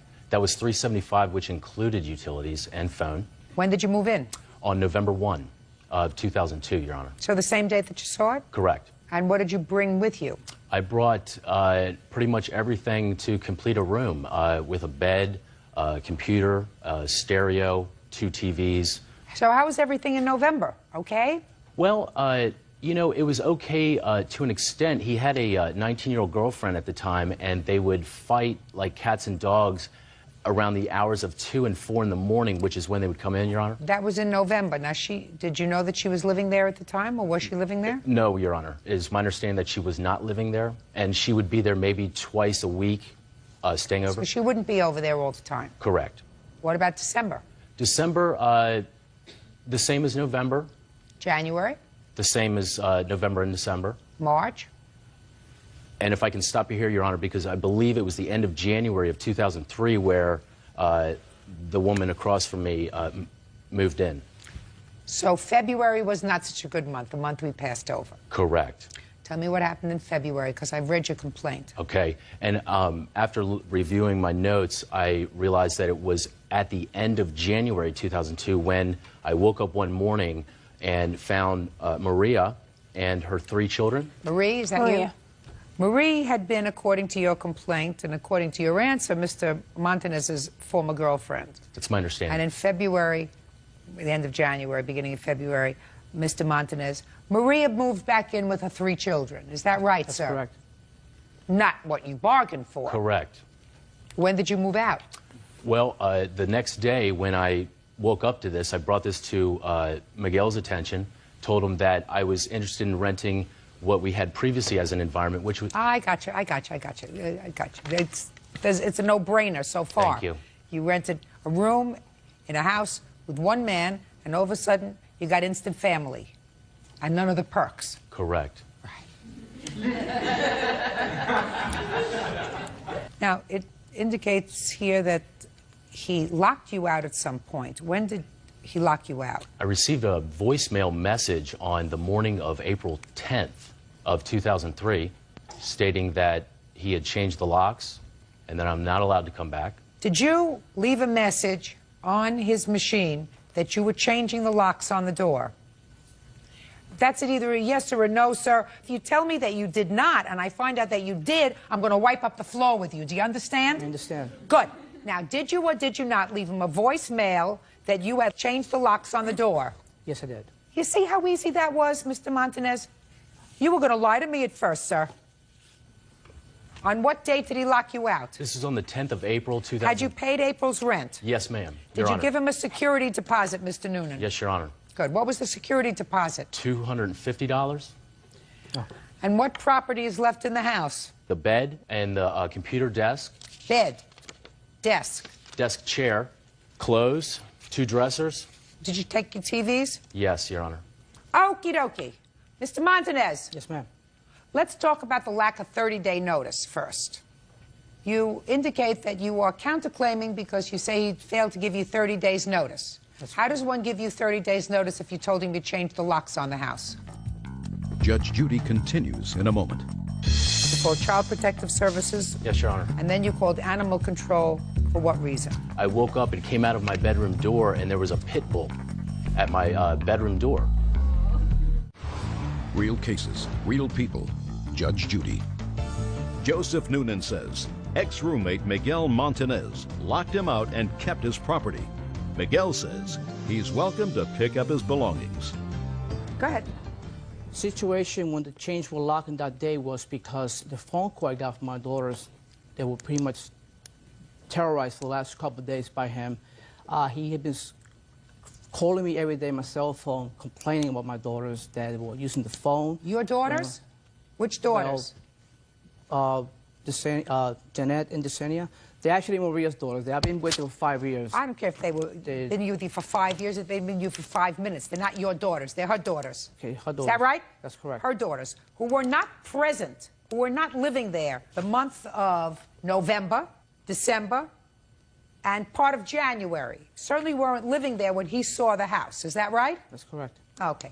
And how old are these daughters? 13, 14, and 6.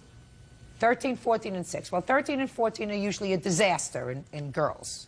Miserable for the parents whose loins from whence they came, and certainly miserable for strangers.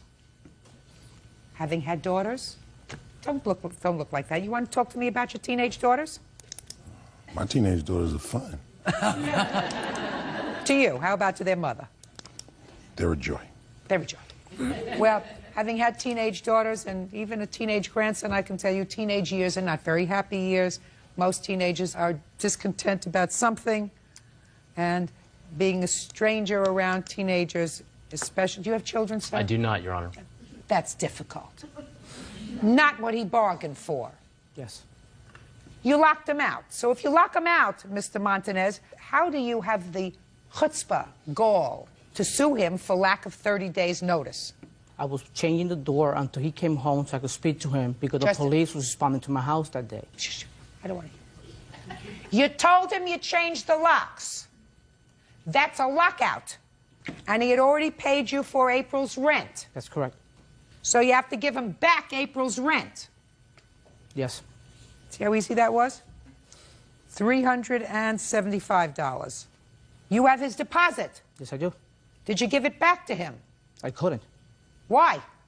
When he moved out, they didn't tell me where he went, where he moved to, nothing. I had no contact with him, where he went. Here we go. Wonderful. So that you would have given him his deposit back if you knew where he went. And the prorated rent of his property. Just a second. You would have given him back.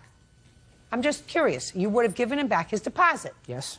Perfect. I mean, I'm just curious about this whole thing, about this counterclaim that you claim that you have against him. $250, you would have returned to him. Correction, ma'am. The security deposit was $200.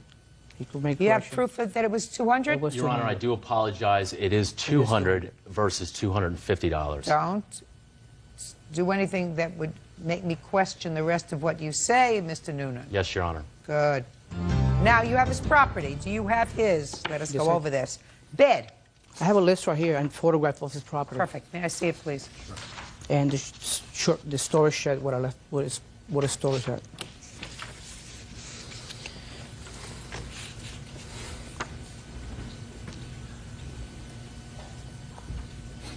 Now, is it in the storage shed, sir? Yes, it is. Fine. You can pick all this stuff up 5 days from today. Now, Mr. Montanez. Yes, ma'am. Why would you think, sir, that he would be happy if you moved your girlfriend back in with her 3 children? When he moved into my house, I advised him from the beginning that I had 2 girls for my divorce that are in Maryland. I bring him up, and they'll be spending time with us. I also have friends that come over and stay over. So if it was in another episode, The Odd Couple here, he knows there's going to be people in the house all the time. He was happy when he moved in. Mr. Montanez, he moved into a quiet house with one other man. Yes. Now, Mr. Noonan, I would have suggested to you, sir, that since I gather what you did was 2 separate occasions. You called Child Protective Services Yes, Your Honor. because you claimed neglect of the 6-year-old. That's correct. Marie's 6-year-old child. All 3 of them, Your Honor. That they were totally unsupervised and out of control. And then you called Animal Control For what reason? Because I woke up roughly about a week later, Your Honor, a week after these folks had moved in, and I woke up and came out of my bedroom door, and there was a pit bull at my bedroom door. And I asked Miguel immediately what this was about, and he said that this dog jumped into his vehicle at 7-Eleven. So now he has a dog. The dog jumped into his vehicle at 7-Eleven. This is correct, Your Honor. She did. So why did you call animal control? Because, Your Honor, when the dog started defecating in the backyard, Miguel's response was, the dog can no longer go in the backyard. So what would happen is the dog would defecate and urinate in the living room and in front of my door, Your Honor, because on occasion, when I would come out of my bedroom to go to the kitchen to get food, the dog would be shaking by the door. I knew that he wanted to go out to go to the bathroom, so I'd take him out. So the dog, just being his natural animal self, would respond to the person that would take him out. So that's why when I wasn't there and he had to go to the bathroom, he would urinate in front of my door, he would defecate in front of my door, and there was 2 urine stains that were there the last 2 weeks that were in front of my door. And when the police came by to escort me to collect my belongings, and I brought that up to them, I said, oh, and animal control, I brought it up to them. Miguel's response to animal control was, it's my house, meaning I can have it any way I want, urine and all. You still have the dog? Yes, I do. It's a good girl. Yeah, he said it's a nice dog. He said you're not a good I owner. can explain to you about the dog. Go ahead. Okay. She defecated one time, and one time only, and we cleaned it because we lost schedule of walking her. That was one incident. Okay. I think Mr. Noonan probably overreacted. He did. In any event, Mr. Montanez, you are not entitled to storage fees. You are not entitled to money for 30 days' notice. You are not entitled to any money. You owe him $575. And 5 days from today, he's going to report to your shed in the company of a peace officer or a third person to pick up the remainder of his property as depicted here. Thank you very much, gentlemen. That is all. Thank you, Your Honor. Parties are excused. You may step out. Thank you. You're welcome. When the acting father and the biological mother would come home at 3 o'clock in the morning after the bars closed is when I would hear hear children activity around the house. We were not hanging out every night. We broke no laws. These children in the 50 days that they lived there when I lived there didn't go to school once. He's just an antisocial person, an animal hater. Maybe mommy didn't hug him enough when he was a kid. I just want to thank Judge Judy because justice has been served today. And now the next case. All parties in the matter of Rodriguez versus Rodriguez. Step forward, please.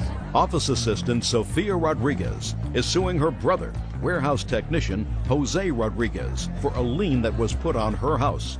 Jose says he's not responsible. Ms. Rodriguez, the defendant is your brother.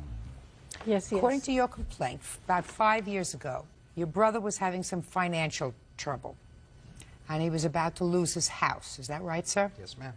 And you agreed, and he agreed, that he would turn the house over to you. Add your name to the mortgage, and it would be your house. Turn the title over to you, which he did. Is that right? That's correct, Your Honor. At the time you did this, there was no money exchanged between the two of you. Is that right? That is correct. Well, just recently you wanted to take out a second mortgage or refinance the house. Refinance the house. And you found out that there was an encumbrance on the house, that he had taken out another loan on the house more than 5 years ago at a time when he still owned the house. And you are suing him for that money. How much of a loan did he take out? It came out to $2168 roughly, approximately. Okay, so about $2,200. And that was a lien on the house, is that right? Right. Right? That existed before he gave it to you. Correct. That you didn't know about. That is correct, Your Honor. Your Honor, she did know about it. She says she didn't know about it. When did you take out this second loan, sir, on the house? I got this loan initially when I bought the house. It was included in the closing costs. And the down payment on the house, how much was that? God, it's been so long I don't remember. It has to probably about $2,800 maybe total. And you didn't put down any money? No, she didn't. I did not. So why are you complaining? I'm not complaining. I assumed the loan. When I assumed the loan, we went to the notary person, and she asked, is there any secondary loans other than 57 or 54, whatever the balance of the mortgage is?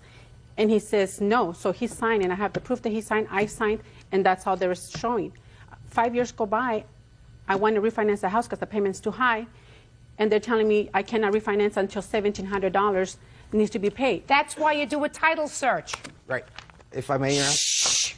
That's why you do a title search, Miss Rodriguez. That's why when you buy a house, you have a company, because once there is a lien on the house, that is noticed to the whole world, including you, because you're part of the world, that there is a lien on the house.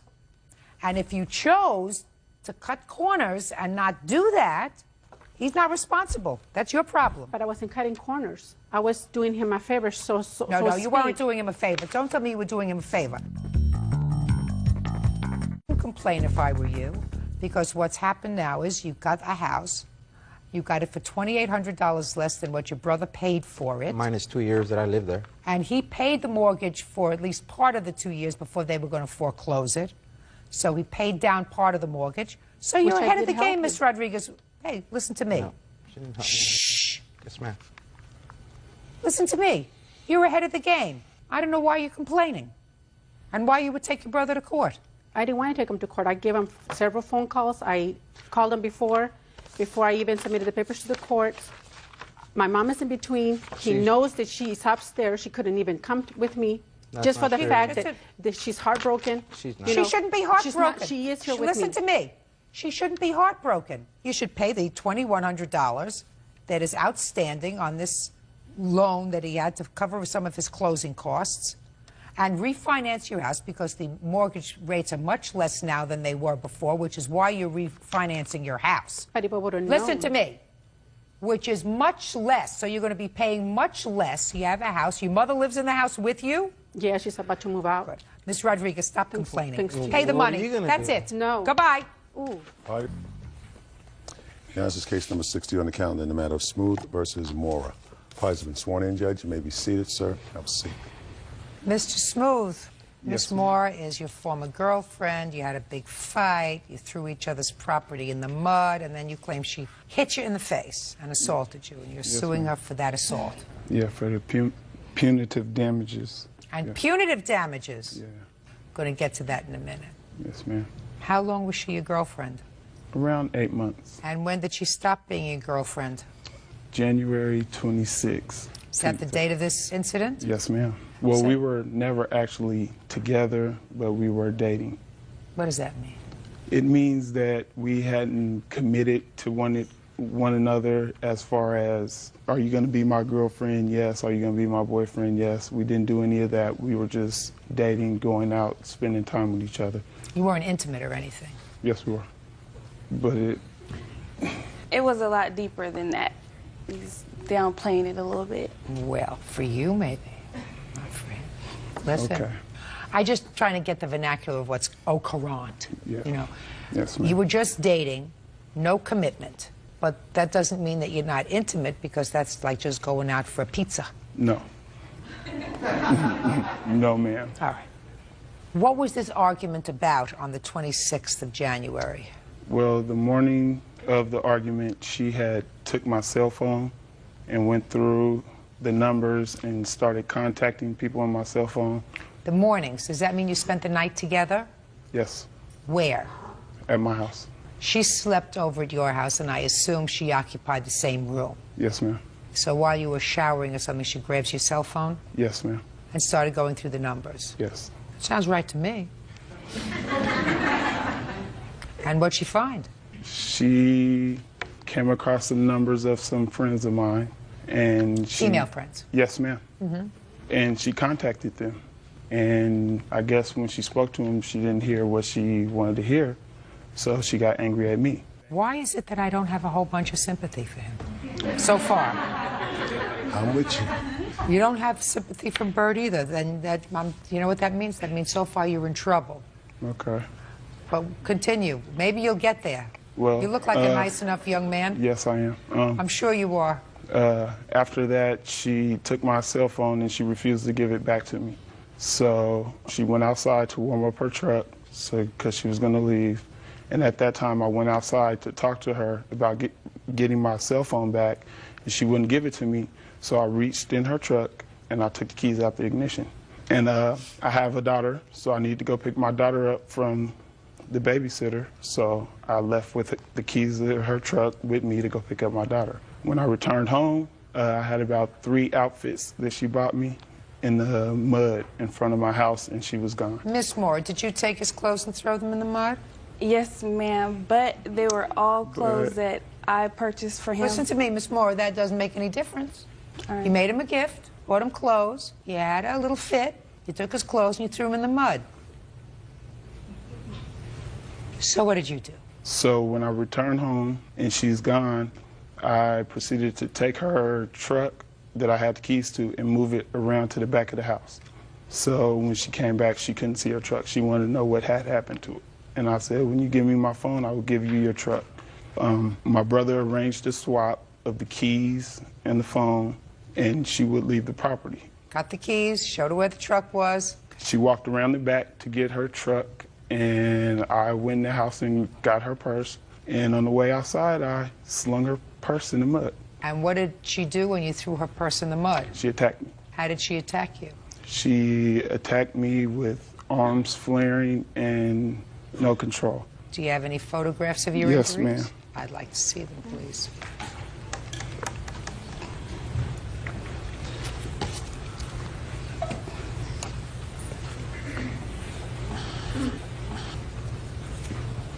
Did you hit her back? No, ma'am. Smart. I would never do anything like that. Not to mention that this is 2 months after I got shot and almost lost my life, and she still thought Who shot it'd be you? right. Shh, don't look at her. Look at me. Who shot you? I was a victim of violent crime. I don't know who shot me. I had surgery on my stomach, 8 hours. I'm trying to rehab from that, and... Okay, so Mr. Smooth, Yes, ma'am. you were messing around while you had a girlfriend. She thought she was your girlfriend. She anyway. thought I was messing around. Yeah, well, she thought so, and she had the cell phone, and she had the numbers. I have to assume that you were not involved in a monogamous relationship with the defendant, which means she wasn't the only one. Is that a fair statement? Yes, ma'am. Okay. She got angry. Mm-hmm. She took your cell phone. You have no right to do that. It's his property. Take it. You're stealing it. You went in and you grabbed her car keys. You're not allowed to do that. Right. Then she left, and you went to pick up your My daughter. daughter. You come back, and you find your clothes in the mud. She comes back. You've moved her truck in the back just to annoy her, and you were successful. Yes. Then you take her good pocketbook, and you throw it in the mud.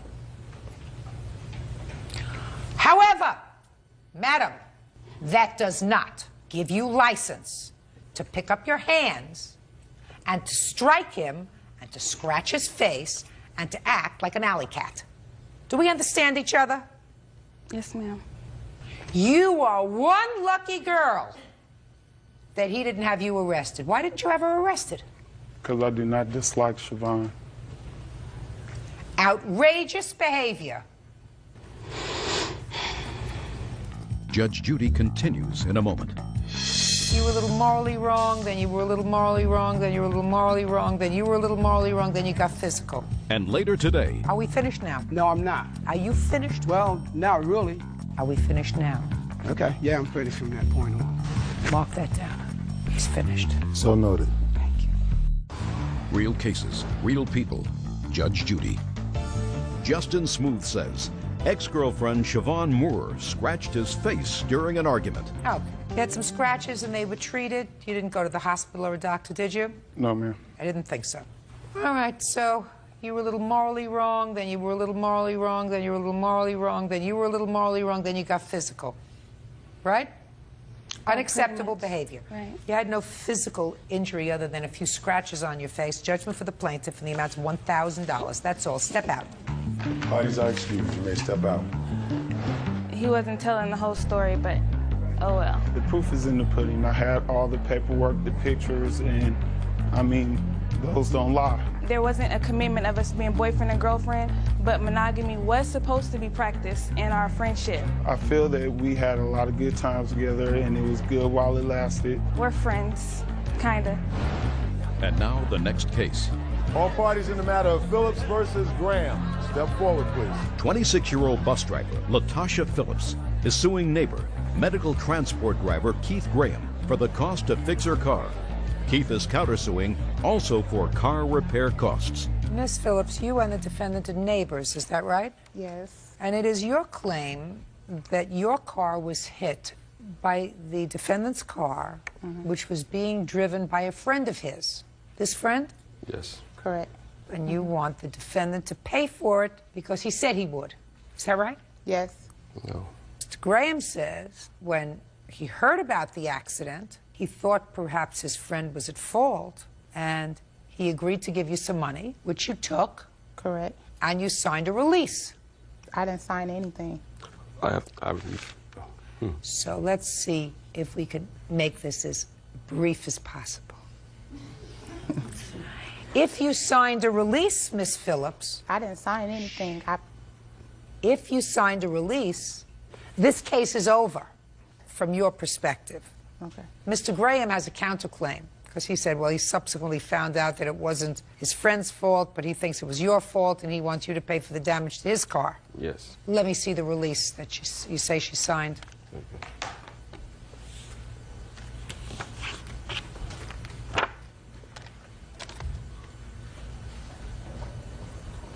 Who wrote out this release? I wrote it out, Your Honor. And who signed Latisha Phillips? I did. I didn't sign it, I printed it.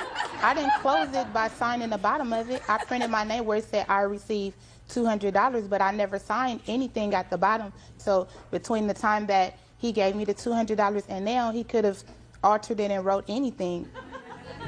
Miss Phillips? Yes. You explained to me about receiving this $200. Explain it to me. When his friend hit my car, he went upstairs and got him. He came down and said, well, how do you want to handle the situation? We both agreed not to call. No. He said to you, how do you want to handle this situation? I said, I just want my car fixed. Those were my exact words. I just want my car fixed. And what did he say to you?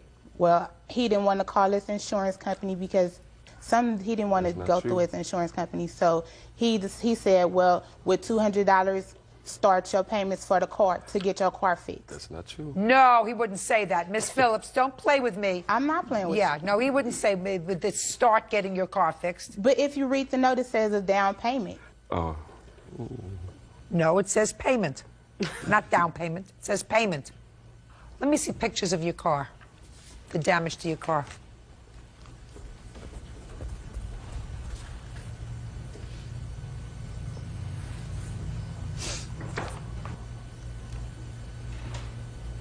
Did you have it fixed?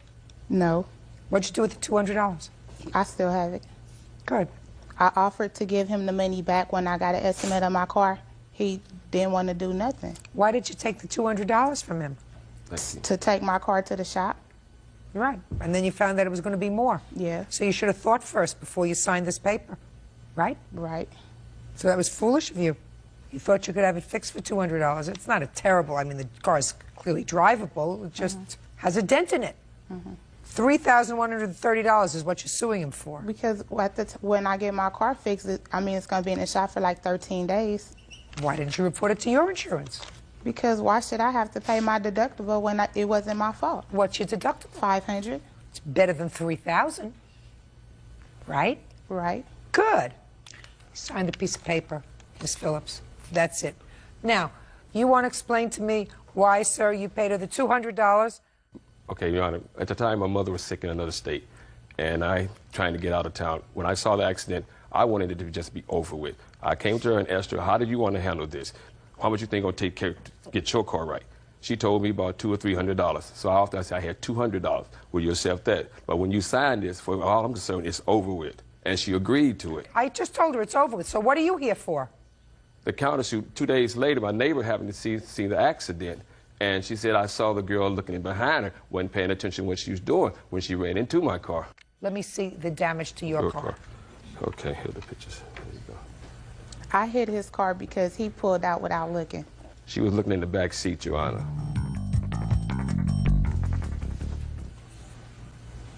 Tell me your name. My name is Rita Kreiner. Ms. Kreiner, Tell me what you observed. I think it was on February 19th of this year. That morning, I was waiting for transportation to take me to the doctor.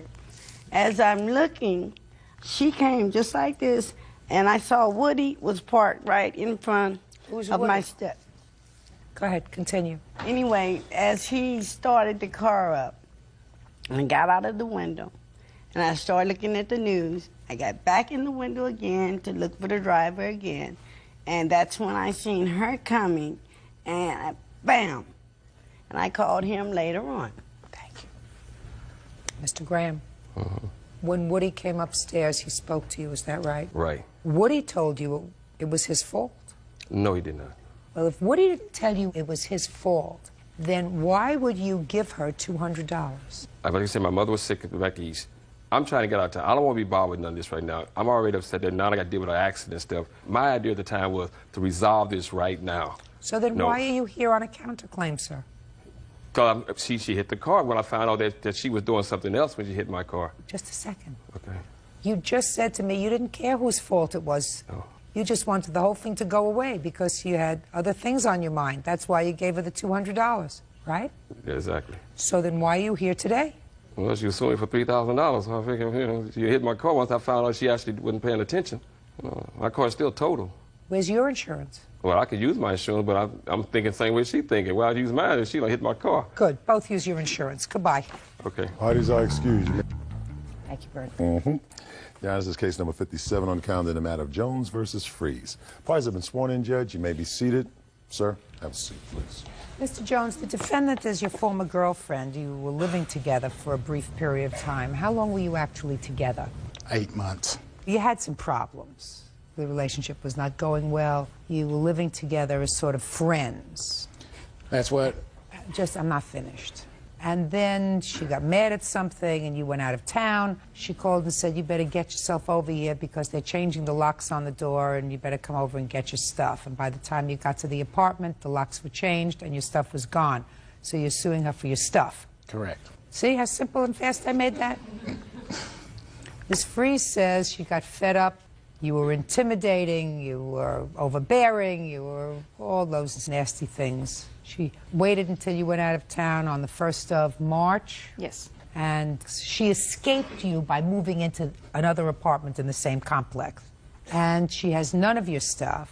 And she's counterclaiming because after she moved out into an apartment in the same complex, you signed a new lease in the old apartment and moved in there with your girlfriend. And after you did that, you assaulted her in the mailroom. So she's counterclaiming for an assault in the mailroom, right? Yes, ma'am. Oh, I'm so glad I had my cereal this morning to give me strength. Mr. Jones, what stuff did you have in the apartment that you say she kept? I had my television, I had DVD. Just a minute, your TV. Where's his TV? I don't have his TV. Well, where is it? He had nothing when he came into this. He came into the relationship from his wife. He was married at the time. He left her, moved in with me. He had nothing. He had clothes. He had shoes. Okay. But what's this TV that you're talking about, sir? When I moved out of my wife's, I bought a television. Bought a television. Yes, Tell me ma'am. what it looked like. It was a 27-inch Sanyo picture-in-picture television. You have a receipt for it? I have a copy. I bought it from my friend's pawn shop. Oh, pawn shop. That's where he works on the weekends. Yes. That's where he works every Saturday. This is true. This- I have a receipt. It's a duplicate receipt of all the things that I had. Plus, I have a list here of the other things that I got from my wife's house that we agreed when we divorced. Like what? I got a DVD player from the house. I got about 60 DVD movies, VHS movies. I have a tent, which she took, and she took things out of the cabinet that really didn't pertain to her that was mine. Well, let me ask you this question, sir. You Yes. think she still has the 27-inch TV? I don't know, because she had a television. So what do you think she did with it? I don't know. After this happened, I don't know either. I don't know if she sold it or what. She said she doesn't have it. If she gave it to her friends that helped her move out of there. Maybe. Because when we got together. When did you get the call, sir, to come and get your stuff? I got it March the 1st, approximately 1:15 to 1:30. In the afternoon? Yes, ma'am. Okay. And when did you get over there? I made it back to Oklahoma City about 3:30 to 4. And what happened when you got back there? I went directly to the leasing office And? And filled out a new lease. I'm asking you, did you go to your apartment on March 1st? Yes, after I stopped at the leasing And office. what was there? That was my clothes.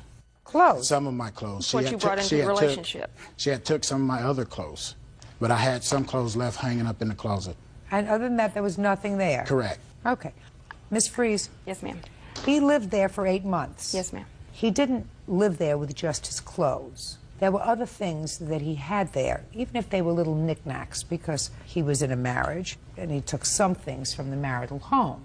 There's no question in my mind that he did that. I want you to understand that. Yes, ma'am. Now, other than his clothes, what happened to all those little knickknacks that he had? I left everything there that was his. Well, what you say was his is not necessarily what I'm going to say is his. Do we understand each other? Yes, ma'am. Good. Now, what things did you take that you thought might be yours, but there might be some issue as to whether they were his? A computer would be the only thing. Okay. A computer. So a computer. Now, tell me about the computer. We purchased this computer together. He paid half, I paid half. And how much was the half he paid for? $245. That right, sir? Correct. So that you definitely owe him. Yes, because I took the computer. Oh. Now, what else of the knickknacks? Tent? I don't have his tent. The question is not whether you have it. The question was, on what date did you move out of the apartment? March the 1st. On March the 1st, was his tent there? Yes. Yes. What happened to it? It's still there as far as I know. I did nothing with his tent. So what you're suggesting is that the people who came in and changed the locks stole his property? I don't know what they did. Well, if you didn't take it, I don't and the only people that had access to the apartment were the people who were changing the locks, you are suggesting that the management or others stole his property. So that what I'm going to suggest that you do, Mr. Jones, is she says she left all of that property there. She's not denying that the tent was there. And I assume the other things that he's questioning too. Yes, I took nothing of his. He came in. He came in with clothes. He came in with personal hygiene. Yes, Miss ma'am. Freeze, we're not going to play with each other because he's going to go to the police department and he's going to file a criminal complaint against other people. And I want to get your statement absolutely 100% clear down, pat, so you have no wiggle room 2 weeks from now when the police come to investigate this alleged theft. You are saying that you left his property, including his tent and all other belongings, in the house. Is that what you're saying? Yes, ma'am. You left those all in the house? Yes, ma'am, I did. So that the landlord stole them, is that right? I'm not saying the landlord stole them. I'm saying they're still there. No. I don't believe you. How's that? How's that? Judge Judy continues in a moment. How come you were helping your employee move? We saw a abused woman. She came and asked us. And later today, Nicholas took me through so much. Listen to me. I have a short life. I'm not interested in what Nicolette has taken you through. I'm interested in the $1,300 for the car. Get to it. real cases, real people. Judge Judy. Alan Jones claims ex-girlfriend Brenda Freeze disposed of his belongings. Brenda says Alan is an abusive man. First you tell me that he moved in with nothing other than his clothes. Then with a little more prodding, we've got the fact, well, there was a tent there, but I left it. And then with a little more prodding, because you don't remember what you said 5 minutes ago, he did have his DVDs there. That's a far cry from he had nothing but the clothes on his back that he walked in with. Who are you? I'm her employer, Judge. You didn't take her stuff. No, sir. You didn't help her move, did you? Yes. Oh, you did? Yes. You're her employer from, what kind of work does she do? We own a computer business, Daystar. We own? Who owns? Oh, I say we, me and my partners. Okay, and what does the defendant do for you? Manager, general manager. And how come you were helping your employee move? We saw a abused woman. She came and asked us. She asked us. You want to run that by me again. Why did you help your employee to move? She came and said she was in an abusive relationship, which you guys helped me, we helped. Did you take his DVDs? No, ma'am. Who's the we? One guy works with us, his son. Oh, maybe they took his DVDs and No, his tents. no, ma'am. We just I don't know that at all. We just grabbed heavy stuff. I don't know that at all. You understand what I'm saying to you? Yes, yes. I'm glad you understand what I'm saying to you, sir. Because an abused woman does not move into the same apartment complex. If she's coming to you and asking for you to help her, she wants to get as far away from him as possible. I didn't want to lose that money that I had put up because the lease was in my name. If you're scared to death and you're asking somebody to move, then you Why don't would he move stay to a there? place where he knows. That's why abused women, they go to a shelter, they move to another town, they move to another street. I didn't figure he could afford to stay there. Well, you figured wrong. All right, now tell me about this assault in the mailroom. Oh, I went to go check my mail. When I was checking my mail, I heard someone punch the code to come in. When I turned and looked, it was Alan. And? He came over, he grabbed my arms. When I was trying to get away from him, I don't know if I slipped or what, but when I went down, I hit my forehead. Knotted up pretty good. Well, he didn't push you down. He didn't push me. He grabbed me, though, by my arms, and I was trying to get away from him. Show me how he grabbed you by the arms on this gentleman. Show me. He come in the door. He come in the door, and he grabbed me. Like that. And what did he say when he grabbed you? Well, tell me what he said to you. He said, give me my stuff back. Is that what you said to her? No, ma'am. Well, tell me what happened in the mailroom. Ma'am, I do not know. I made it home about 4:15 that day. The mailman was still there putting up mail. I went to my apartment, and then I laid down on the couch, thinking nothing about it. I was laid there watching television. And then around 7:15, I got a knock at the door. It was police. They asked me if I was Alan Jones. I said yes. And they said, you're under arrest. I said, for what? And then the officer, she proceeded to tell me that your ex-girlfriend, Brenda Freed, said you beat her up in the mailroom. I hadn't seen Brenda that day. You have the complaint? I have. Let me see. I'd like to see a copy of what she said to the police. Oh, I don't. All I got when I got released I'd like to from see jail. a copy of your complaint. Do you have a copy of your complaint? No, ma'am, I don't. I wasn't able Why to not? get that before I left town. Well, then I'm not interested. I want to see what you told the police. According to you, he said, give me back my stuff. Yes. And then you slipped. Well, I was trying to get away from his grasp. You slipped. I don't know that. You don't know that, but he didn't hit you. No, he grabbed me. I had bruises. Listen to me. Yes, ma'am. Did you tell the police that he beat you up? I told him he grabbed me. Did you tell the police he beat you up? No, ma'am. Okay, but you don't have proof of that. Is that what you were told, that she Yes, said ma'am. he beat you up? I'm dismissing your counterclaim. But I do find that you took some of his property. He values the property at $4,500. I don't know whether it's worth $4,500 or not, and I'm not looking at the receipts that your friend gave you where you work at the pawn shop. Do you understand, sir? Yes, ma'am. But I believe she took some of your DVDs. How many did you have? I had approximately 110 to 110, 120. And what about the DVD player? There was 3 of them.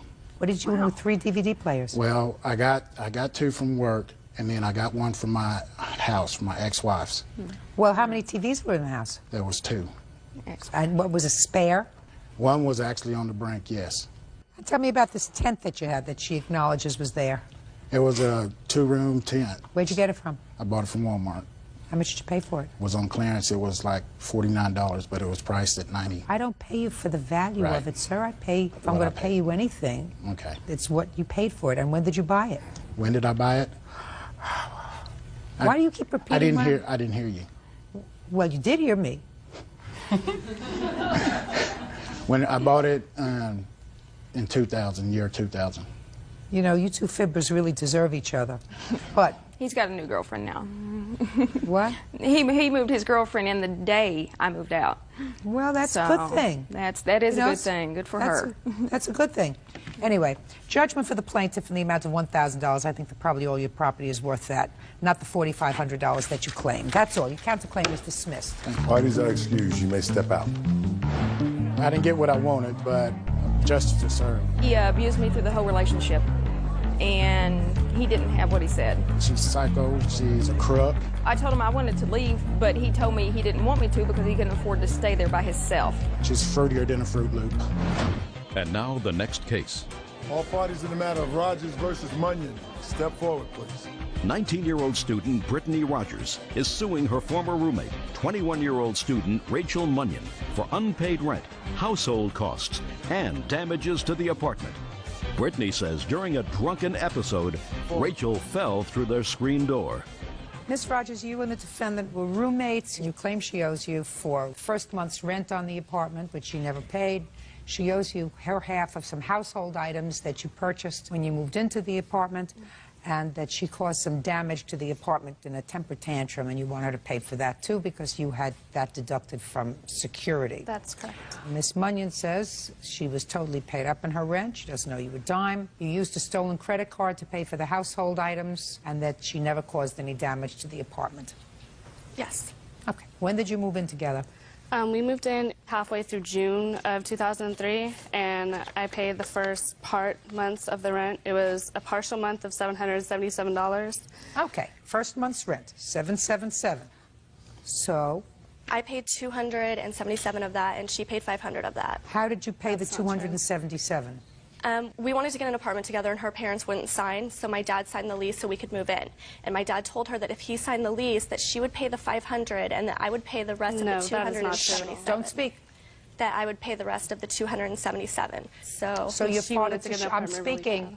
So your father, in effect, took a fee for co-signing. Yeah, they made an agreement. Oh, step up, sir. You're the father. Is that right? Yes, ma'am. Did you take a fee for co-signing for this apartment? I didn't take a fee to co-sign for the apartment. What I did was we had a verbal agreement that if I co-signed for the apartment, Brittany would be responsible for the deposit on the apartment. For the deposit? Shut up! Sorry. If you co-signed, that she'd be responsible for the security deposit. Is that what you're saying? Yes, ma'am. Okay. Yes, Your Honor. How much was the security deposit? $750. Who paid that? I did. Good. Well, that was your agreement, correct? Yes, ma'am. Good. Well, your daughter got the story a little bit confused. Thank you very much. You may be seated now. Okay. Listen to me. Your father's agreement had nothing to do with paying $500 and you paying $277. Your father said that he would co-sign for the apartment. The condition of his co-signing for the apartment would be that the plaintiff put down the security deposit. Period. So you were confused. Okay. Let's go to next. Household goods. Did you use a stolen credit card to purchase the household goods? No, I have my bank statements right here showing the places. Well, tell me what you know about the stolen credit card, my dear, because she didn't make this up out of nowhere, I don't think. There was a stolen credit card, and I did purchase items on a stolen credit card, which I was criminally prosecuted for, and I served my 6 months probation and did my community service for that. Who'd you steal the credit card from? A girl that I went to high school with. It was a back and forth thing. She stole money from me. I stole that from her. It was between me and her. Wonderful. Good. Judge Judy continues in a moment. Every Tuesday, he was supposed to pay me $50. That sound familiar, sir? Yes. Good. That's all you had to say. And yes, sounds right. Real cases, real people. Judge Judy. Brittany Rogers says ex-roommate Rachel Munyon owes for rent, unpaid household costs, and damages to their apartment. Brittany says Rachel has a drinking problem. All right, let's go to the damage to the home. Rachel has a big drinking problem. At first, when we moved in together, I was under the impression that she had kind of cleaned up her act. She told me this total story about her boyfriend and all this. Just give me a break. Would you just tell me what she damaged? So basically, she got really drunk and she fell through the screen door and broke it in our apartment complex. Well, tell me exactly what happened. We just had some friends over. We'd all been kind of drinking, and Rachel, I mean, obviously she's kind of a small person. She can't take that much, and she just gets really drunk and starts freaking out, screaming. Just tell me what happened to the door. She just fell through the door. She just fell through it. I mean, did you hurt yourself? No, I didn't fall through the door. And you say you didn't fall through the door? The screen door was only off the track, and there was like a little rip at the top. Well, how'd that happen? Just from people going in and out of it. I mean, we're both young. We both had people over there at the time. What else? And also, when she was really drunk, I actually had traffic school the next morning, and she was. What'd you have traffic school for? I was going 46 and a 35 zone, and she was, drunk again, coming in my room, bugging me. I told her to get out. She comes and flings my door open and pushed it against the wall so hard that the door stopper went through the door and put a hole in it. So did you fix it? The landlord fixed it and charged me for it. Let me see. Why didn't you fix it? I didn't really know how to do it. You get a little thing in a tube, you put it in the wall, you go like this, and you fix it. Why the landlord fixed it. refinished second bedroom door stained with unknown white substance. What was that? That was from a shoe rack that she had over the door that left the paint. You remember that? Yeah. Who lost their pool key? She lost the pool key. There were 2 pool keys. We had a pool key that didn't work. We only received one. And she called the landlord for another one, and he sent us another one.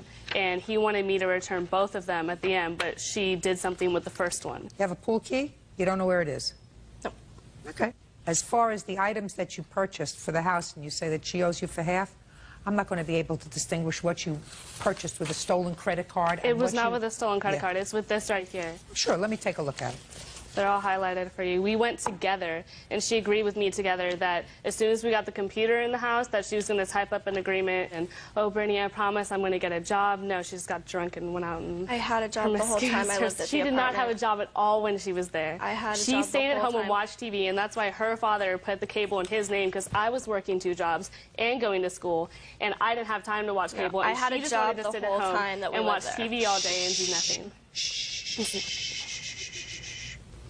Did you go with her to Safeway stores on June the 9th where she purchased stuff in the amount of $626? The thing is that she told me that she was going to use the credit card that her aunt gave us to get the initial things that we needed for the apartment, and then we could pay her aunt back in $50 increments. And then when we got to Safeway, the credit card was declined.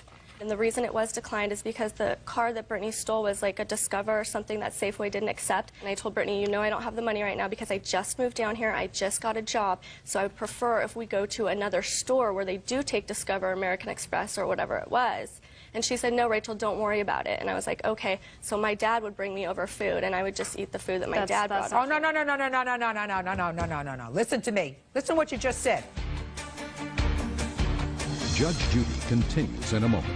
You just said that she had a stolen credit card that you knew about. No, I didn't know about it. That you knew it was somebody else's credit card, but they didn't take that credit card at one store that you went to, so you were going to go to a different store. You didn't go to a different store. You stayed at this store, and the amount of $626 wasn't, listen to me, was an amount that was purchased for the 2 of you, and you agreed to pay her back. No, I did not agree to pay her back for those groceries. I agreed to pay her aunt back in $50 increments. Listen to me. You agreed that you would be responsible for half that bill, only you said you were going to give it back to her aunt. Well, she didn't use her aunt's card. She used her card. So explain to me, what's the difference? I told her that I didn't want to because I didn't have half of that $300. You just told me. Listen to me. You just told me you didn't have it then, whether it was her money or her aunt's money. And you said you would agree to give her aunt back $50 installment payments. Correct.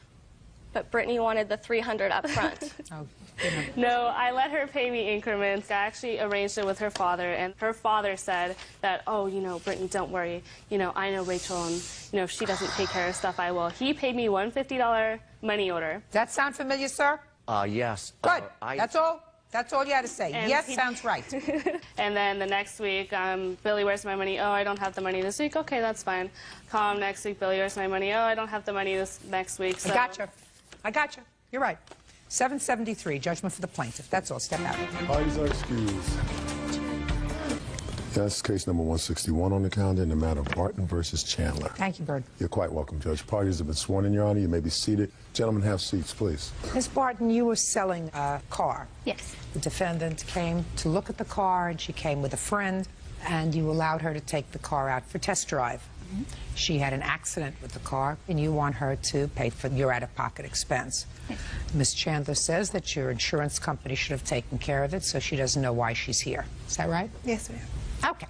What kind of car were you selling, Ms. Barton? It was a 1994 Honda Prelude. This is what it looked like at the time. And how much were you selling it for?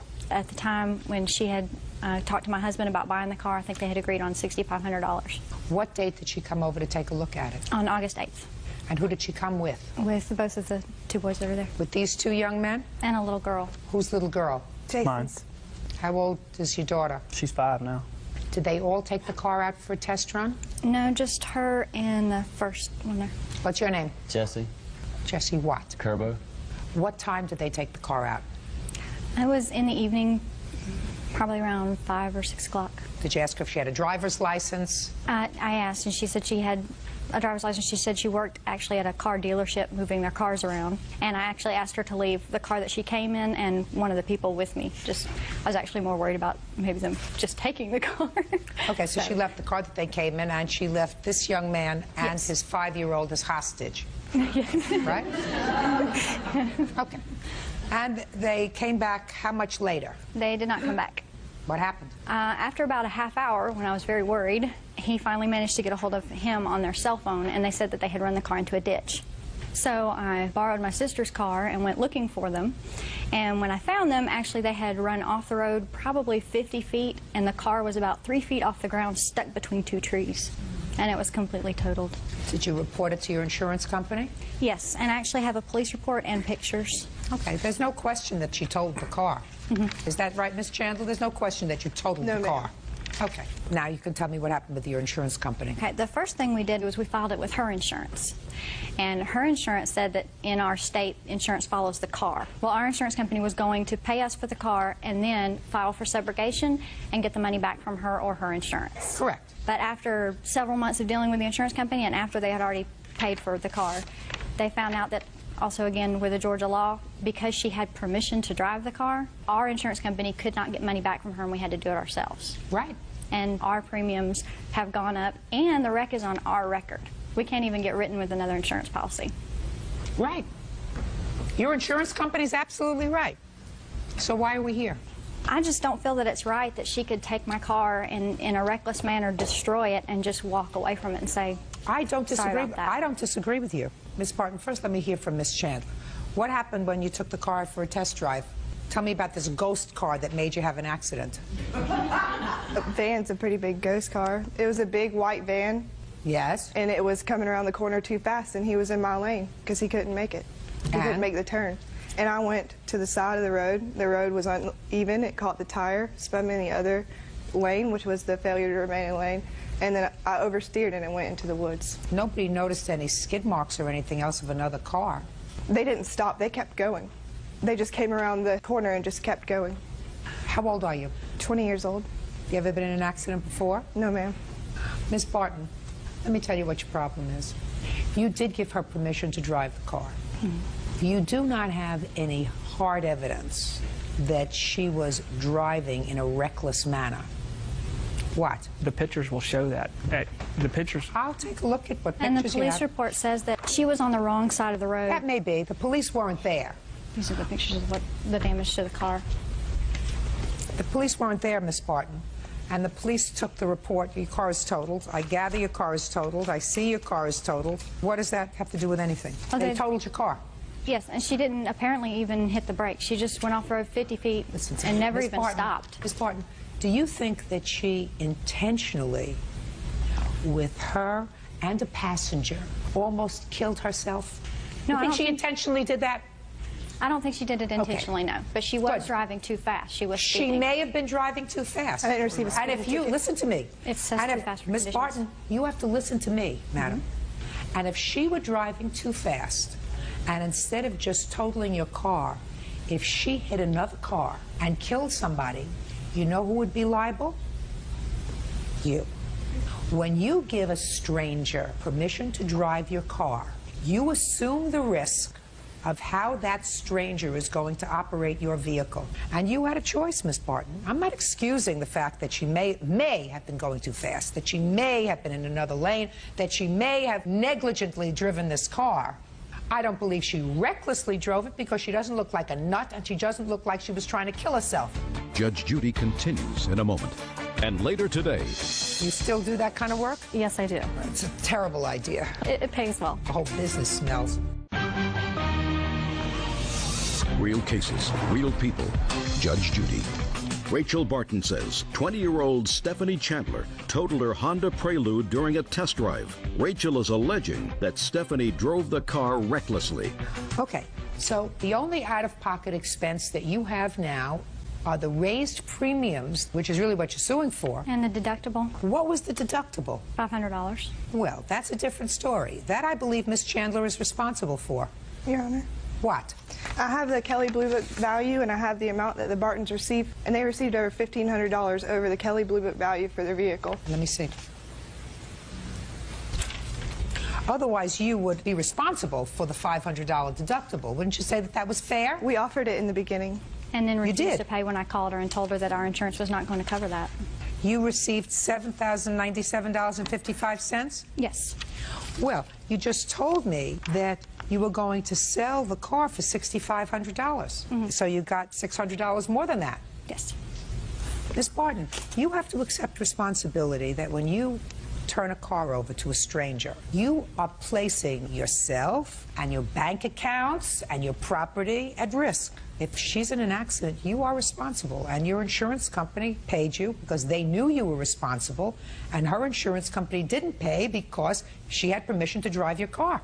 And absent a showing that there was no issue, that she recklessly drove the car, which I don't believe you've been able to establish, you don't have a case, Ms. Barton. And you got more for the car than what you were planning to sell for, so I'm not going to charge her for the deductible. I don't believe she's faultless, but I think that if she did offer to give you the $500 deductible, that was at least a showing that she felt as if she did the wrong thing, or that she was at least partially responsible. But that's what we have insurance for. Okay, that's all. Thank you. Parties are excused. You may step out. I really don't think it was fair that she was able to destroy my car and not have to pay 1 cent. I oversteered trying to catch the car from where it dipped off the road. She was totally responsible and got to walk away scot-free. I thought I was going to kill my boyfriend. I told her at the time I was glad there's no injuries. Neither one of them had a scratch on them, and I was glad for that. That would have just made it more complicated. I was in love with that car. I thought I was taking it home that day. It was a fast little car. After all this, I don't feel bad at all. House cleaner Pamela Earl is suing ex-boyfriend, painter Brian Mays, for an assault. Brian is countersuing for the return of his belongings. Quiet in the courtroom, please. Now, this is case number 140 on the calendar in the matter of Earl versus Mays. Parties have been sworn in, Judge. You may be seated, sir. Have a seat, please. Miss Earl, you and the defendant were sort of in a relationship, I gather, and you moved in with him along with, I think, your children. It is your claim that he became abusive, that you had to flee the apartment, that he owes you for rent because you paid the rent, that he assaulted you, you want to be compensated, that he kept some of your personal property, you want it back. Mr. Mays says that he was really nothing but nice to you, that you had a drug problem. Is that right? Yes. And that you were incarcerated at least twice when you were living with him, that he took care of your children, he enrolled them in school, that on the day of the alleged assault, you in fact assaulted him. He's got the police reports to prove it. And he is counterclaiming because he says that when you left the apartment, you stole some property that belonged to him. When did you meet Mr. Mays, Miss Earl? In December at court. We met at the courthouse. You met at the courthouse? Yes, we did. I was moving from my condo. I had just sold it, and I was looking for a place to live, and me and Mr. Mays were kind of dating, but we weren't, like, going out together. You met him in December. When did you move in with him? In February. Me and my 2 children moved in with him. How old are your children? 12 and 13 at the time. What kind of a drug problem do you have? I don't anymore. I did have a glass, speed, meth, and so does the defendant. Where is the father of these 2 children? In Fullerton. They live in Fullerton. My children are with their father right now. Good. Are they there pursuant to a court order? Now they are, yes. Now, what was your arrangements with regard to rent? Your rent was $450 a month, according to your complaint? Yes, ma'am. And you paid him the rent for April, according to you? Yes, ma'am. Tell me what happened in April. My birthday was on the 6th of April. We went to Vegas. We had returned. Me and Brian were having a lot of problems. Would you look at me? We were doing drugs at the time. I mean, I must admit I was fully into the drugs with the defendant at the time. I had recently sold my house, so I did have quite a bit of money. The night before in question, all this happened, I had went to the bank in the evening and took out, I believe it was approximately $2,500. I went out that evening and spent like $1,000 on drugs. Where were your children? That's a good question. They were with their father at the time. They had returned that night when I had come home. I was very sick at the time. I didn't even do anything. I was very sick. I came in the house and I pretty much laid down. That whole evening, Brian tried to start fights with me. He knew I had money, or he knew I had something, or whether money, drugs, I'm not sure. When I had gotten up that morning to get my kids ready for school, I remember I'd parked my car in front of the house instead of in our driveway in the back. And I went to go move my car and get my money. I had a lot of problems with him. I don't want to hear about all your problems. You left your money in the car? Is that what you're telling exactly. me? So when I came back in, he grabbed me by the throat, took my money. We were fighting. He held me down. If I remember right, I got a couple good punches in there because he did hold me. I mean, I think I did get it. So he grabbed the phone, dialed 911. And the bottom line is he totally beat me up. This guy is 6'2". He beat me up, took my money. Report? Yes, ma'am. Can I see the police report? Yes, ma'am. You don't have the report, do you? I was not there. You have photographs of your injuries? Yes, ma'am, I do. No, I'm talking to her. Do you have I photographs? tried to get him. I couldn't get him through the courthouse, through my public defender. You were charged with assault? Is that what you're telling me? Yes, and I was arrested, but they dropped charges. But you were arrested? Yes, definitely.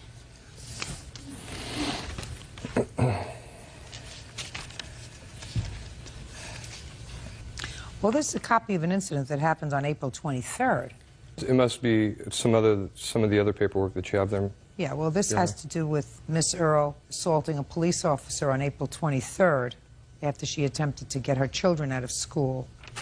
And there was a restraining order. You understand that there was a restraining order at that time preventing you from being within 100 yards of your children. Yes, but I did not know that at the time. Well, then you knew it. You found out. Yes, I did. All right, good. Here we go, on Tuesday, April 8th. Yes, ma'am. There we go. Well, your two sons say that they heard Mr. Mays beg you to please move your car that you had parked in the street so that he could get his car out of the driveway to go to work. Begged you over and over again. You were so blitzed out on speed, you probably don't remember that. But your two sons remember that you hit him twice. He hit you not once. That's according to your own sons. I know. All It was right. 6 o'clock So what do in you the want? morning. What do you want from me? My kids did not see him grab me by the neck and grab my purse and take my money from me. Miss Earl, if you want to have a clear picture of what happens, you have to have a clear mind. Yes. When you are living your life in a drug-induced stupor, which you were on the night of April 8th. Yes, ma'am. I can't rely on anything that you say to me. Do you understand? Okay. Good. So I don't know what it is that you want. You're not going to get any money for an assault because the only thing that I have is a police report indicating that you assaulted him. That's all I have. You can't tell just by looking at this guy he can beat the crap out of me? I want to tell you something else. When somebody is spinning around the world on speed, they think they have the strength of 10 people. According to your own sons, he stood up and said to you, hit me if you have to. You hauled off and you hit him once and then you punched him again on the other side of his face. That's what your two sons said. He certainly, according to the police, has a history of domestic violence. Oh, yeah, he was arrested. He was arrested. So right were then and you. there, but not You then were and also arrested 2 weeks later in school when you made a scene and assaulted a couple of cops who went to get you away from your children's school. I was never assaulted, no cops. Oh, I had sure never. you were. You want me to read what the police officers say? Please, yes. Oh, sure. I'll be I've delighted. never heard it. I'll be delighted. Officers Tucker and Harris arrested Earl for her involvement in their case. On my way to the jail, Earl began to kick the back of my seat and call me profanities, such as She seemed irrational and very upset as she was being arrested. Okay. Want me to go on? No, but that's not... That's what you did to police officers. That's what you did to police officers. You said I assaulted a police officer. That was calling him a... That's not assaulting somebody. That's not punching somebody. My God. She told me that she had been sick all night from crashing on meth high. She went on to say that she was addicted to the drug and was coming down from being awake and under the influence of the drug for approximately 3 days. Sure. But that doesn't say I assaulted a police officer, man. You're absolutely right. It didn't say that you assaulted a police officer. It said you're a rational human being. Oh, Okay, I have sure absolutely no evidence. I have absolutely no evidence that you were assaulted by the defendant. What you were suing for is the return of your rent because you paid April's rent, and as of April 8th, you were no longer in the house. And I find that you caused that yourself by assaulting the defendant, so you are not entitled to any rent back for April. Your personal property, Do you have any of her personal properties? What? Is not an answer. I expect an answer for you. Yes, ma'am. All right. I left what was left out in the back, and she had come by with some friends and picked that up. There's a couple things that are left. What's Dead left? on arrival? Judge Judy continues in a moment. Who was arrested the night of the 10th? I was. For what? Because they found some of the plaintiff's paraphernalia in the Oh my God. He is my drug dealer. Real cases, real people. Judge Judy. Pamela Earle says ex-boyfriend Brian Mays beat her up in a fit of rage. Brian claims it was Pamela who beat him up. Put that down. What's left? There's a box sitting back there. I don't know what it is. Fine, but just, it's all boxed. Yes. Who is this person? This is a witness that saw what was going on and watched her move the stuff out and take some things of mine. Does he live next door? He's my roommate. He was my roommate at the time. All of our roommates, Your Honor. Okay. All I want to know is where can she go to pick up her boxes? You want to take it to a local precinct at a set time? It's right across the street. That'd be fine, Your Honor. Fine. We'll give you a date. He's going to have dead on arrival on all my crap, Your Miss Earle, Honor. I want you to be very quiet. I'm losing patience with you very slowly. You want your property back. Whatever he has, he is going to bring to the police station 5 days from today's date. You can go and pick it up there. If you're not there 5 days from today's date, they're going to throw it out. Do you understand? Yes, ma'am. Perfect. Now, you want to tell me what property you claim she stole from the house, sir? I have a list of everything. Oh, my God.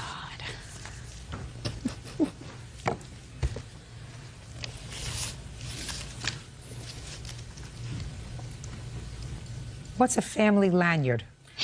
They're trading pins that me and my children had collected through the years going to Disneyland on our trips. Your Honor, I only got a pack of cigarettes from the guy. That's the only thing I took. You see, when you use drugs, you find it hard to control yourself. That's my... Oh, Do you understand? Yes, ma'am. Step up. Those are Mr. my Mays, drug have you been in a drug rehab program? Yes, I have. When was the last time you were in rehab? Early 2002. For how long? 14 months. But then you fell off the wagon, Mr. Mays. Yes, he did. No, ma'am. Oh, yes, sure he you did. Sure you did. You know how I know that you did? How's that? Very easy. Because if you didn't, you wouldn't have taken her into your house. Because if you're in a program for 14 months and you want to stay clean, you don't pick up a drug addict in a courthouse and say, come on to my house. That's how I know. You understand each other? I was trying to help. I'm not interested in your being a knight in shining armor for this drug addict. Yes, ma'am. You may sound better. You may dealer. sound better than she does, but the drug rehab program didn't work, Mr. Mays. Did you see her take any property from the house? Look at me. Yes, Your Honor. Your name? John River. Sorry. You ever in drug rehab? Yes, sir, Your Honor. When did you leave for the last time? 3 years ago, Your Honor. Tell me about what you saw Miss Earle take from Mr. Mays' home. She came in approximately 9 or so at night. When Mr. Mays was What date? Still incarcerated. I think that was the 12th. What was he arrested for? It was part of the domestic violence. So I Who was proceeded- arrested the night of the 10th? I was. Yes, he was. For what? Because they found some of the plaintiff's paraphernalia in the Oh, my God. He is my drug dealer, found Your what? Honor. paraphernalia. And so they took you away? Yes, Yeah. they did. Go ahead. So when I came home that morning, house was in disarray. Saw a domestic violence pamphlet, so I proceeded to call the police station. Found out that Mr. Mays was incarcerated. About 4 o'clock in the afternoon, her boys showed up.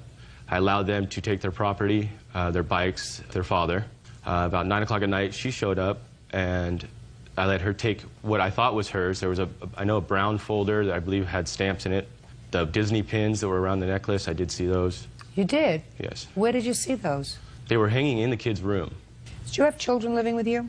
No, I do not. What's a Gerber knife? It's just a utility knife, like a... What's a green bottle? It's something that we picked up when we were in Vegas. Mr. Mays. Yes, ma'am. This is nonsense. This is nonsense, Mr. Mays. We're not talking about anything. We're talking about a Smith & Wesson knife. That was given to me by my brother in 1981. It was inscribed at Christmas. So what do you want from me? You think she still has it? If she took it, you think she still has it? You think she knows where it is? You think she knows where it is? Mr. Mays, you should have been smart enough after being out of rehab for a few months and having been there 14 months not to pick somebody up who was a drug addict in a courthouse and bring him into your home. That was pretty dumb.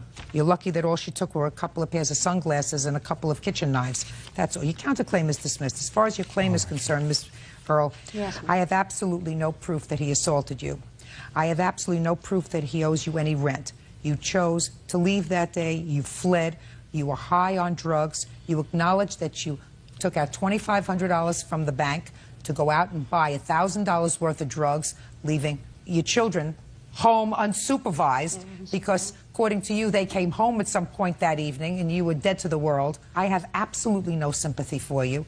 All I can suggest to you is you have a responsibility. If you make 2 children, you're supposed to be a reasonable parent. Stop worrying about the past. Stop worrying about a couple of dollars that you paid and didn't use in rent. Start worrying about being a reasonable parent. And you, sir? Ma'am, even though he witnessed her take the stuff, it's not. It's Oh, worth no, nothing. he didn't. But listen to me.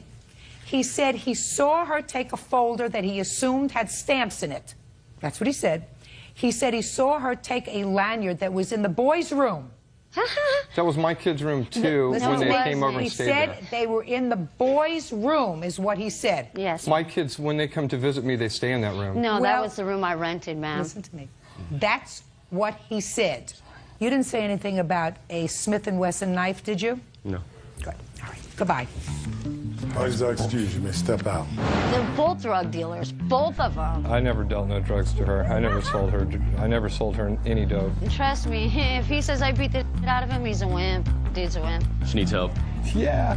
Coffeehouse assistant manager Janice Allen is suing her late brother's friends, casino dealer Allison Cavey, and her fiancé, mortgage broker Gaetano Harris, for the return of a television. Janice says the TV belonged to her brother before he died. Come to order, all rise. Hello? Shh. Yeah, this is case number 262 in the matter of Allen versus K.V. Harris. Thank you. Quite welcome, Judge. Parties have been sworn in. You may be seated. Ma'am, have a seat, please. Miss Allen, you had a brother who recently passed away, rather young, I assume. He had diabetes and he went into a diabetic coma. The defendants were friends of his, and according to your complaint, they took a television set at your request when they were cleaning out his apartment. You said that you wanted $800 for the television set. They say that they were good friends, they did an awful lot of things for your brother, and that they can't believe that you are actually suing them for this $800 for this television set. When were you notified that your brother was hospitalized? I was in the Caribbean at the time when he was hospitalized. You were on vacation? Right, with my son. I didn't find out when he was in a coma until July 3rd when he was. When did he go to the hospital? The prior Thursday before that July 3rd is when I found him in the diabetic coma. 2 or 3 days before she even knew her brother was in a coma. How many siblings are there? Well, there was 4, now there's 3. Where are your parents? My mom passed away last year, and I haven't seen my dad really for 23 years. He showed up for my brother's memorial, and that was it. How old was your brother? He was 30. Was he ever married? No. Did he have any children? No, he didn't. Did he leave a will? No, he didn't. Tell me, Miss Allen, how it came about that the defendants got possession of this television set. Gaetano had stated to me that Who's Gaetano? Right here, Your Honor. Gaetano said that he wanted... He had talked to my brother Billy on the 25th of June. That was a Friday, the day that I left for the Caribbean. Gaetano had stated that my brother wanted me to have the TV if anything were to happen to him. Is that what you told her? Yes, it was. He had also some really high powered gas RC cars, and he said that Gaetano was to have those. I don't know what an RC car is. Remote control gas-powered cars. Oh, okay. Well, I'm just telling you. Thank you. Okay, and according to you, her brother had said that he wanted his sister, this sister, to have the TV. Now, that's not necessarily binding, but it's something that he said to you. Right. That is correct. Okay, go ahead. Okay, so when we sat and we were clearing out Billy's apartment, we had a 32-inch TV that Billy had given to me. I told her that Billy wanted her to have the big screen. Her reaction was, I don't want the big screen. It doesn't fit in my apartment. So I said, why don't you take the 32-inch and we'll take the big screen. She agreed. No money was ever talked about, and no money was ever included. Okay. Did you take a 32-inch television from your brother's house? I took it from my son. But it was your television? Correct. Billy had owed me money because we were the ones who took him to the hospital and paid for his insulin. We were the ones that always got him to the hospital. Matter of fact, his The plaintiff was the one who called us, said, my brother's not feeling well. Can you go over there and check on him and get him to the hospital? Okay, well, fine. I have a tape saying that they were going to pay for the TV and that they thought it was too much money, so they decided that they weren't going to pay for it. Okay, I'd like to hear that tape. Hey, Jen, this is Allison. We just got your message. We actually talked about it and decided that we're not going to pay you for the TV because $800 is too much. We told you that we would pay you $5 or $6, I think it was, at the beginning, and you said no, that you wanted $8, and well, you know, we've been friends with Billy forever. We took care of him when he was sick. We did everything for him. You guys weren't there for him. We were there for him. And by the way, we'd rather give Diane and Roger the money for the TV than you, because you're not dealing with any of this fairly. So if you have any questions, just give us a call back. Bye. Well, that tape clearly indicates that you had an intention to pay for the television. This is how the conversation took place. She calls us after she gave us the TV. She says, well, you know what, we found somebody that will buy the TV for $1,200. But since you were friends, we'll give it to you for $800. So this shocked us. We're like, wait a minute, I thought it was an even exchange. You know, I thought we were done. So we tried to negotiate with her and say, you know what, $800's just too much. Plus the TV was only originally worth around $1,300. No, we're not paying $800. So we tried to negotiate and lower the price. How far did the plaintiff go down? $750. Billy's family abandoned him. We were his family. We took him to the hospital. I called his family and told them that Billy's not doing well. He needs somebody to check on him every day. He's not going to make it a month if somebody does not. Okay? So anyways, she goes off to the Caribbean on the cruise. I go to check on him while she's out dancing in the Caribbean to see how he's doing. Okay? He's in a diabetic coma, panting, eyes glazed over. Just a second. He's dancing. How sick was your brother when you left? He was getting better. I talked to the hospital when he was released. They said he was fine.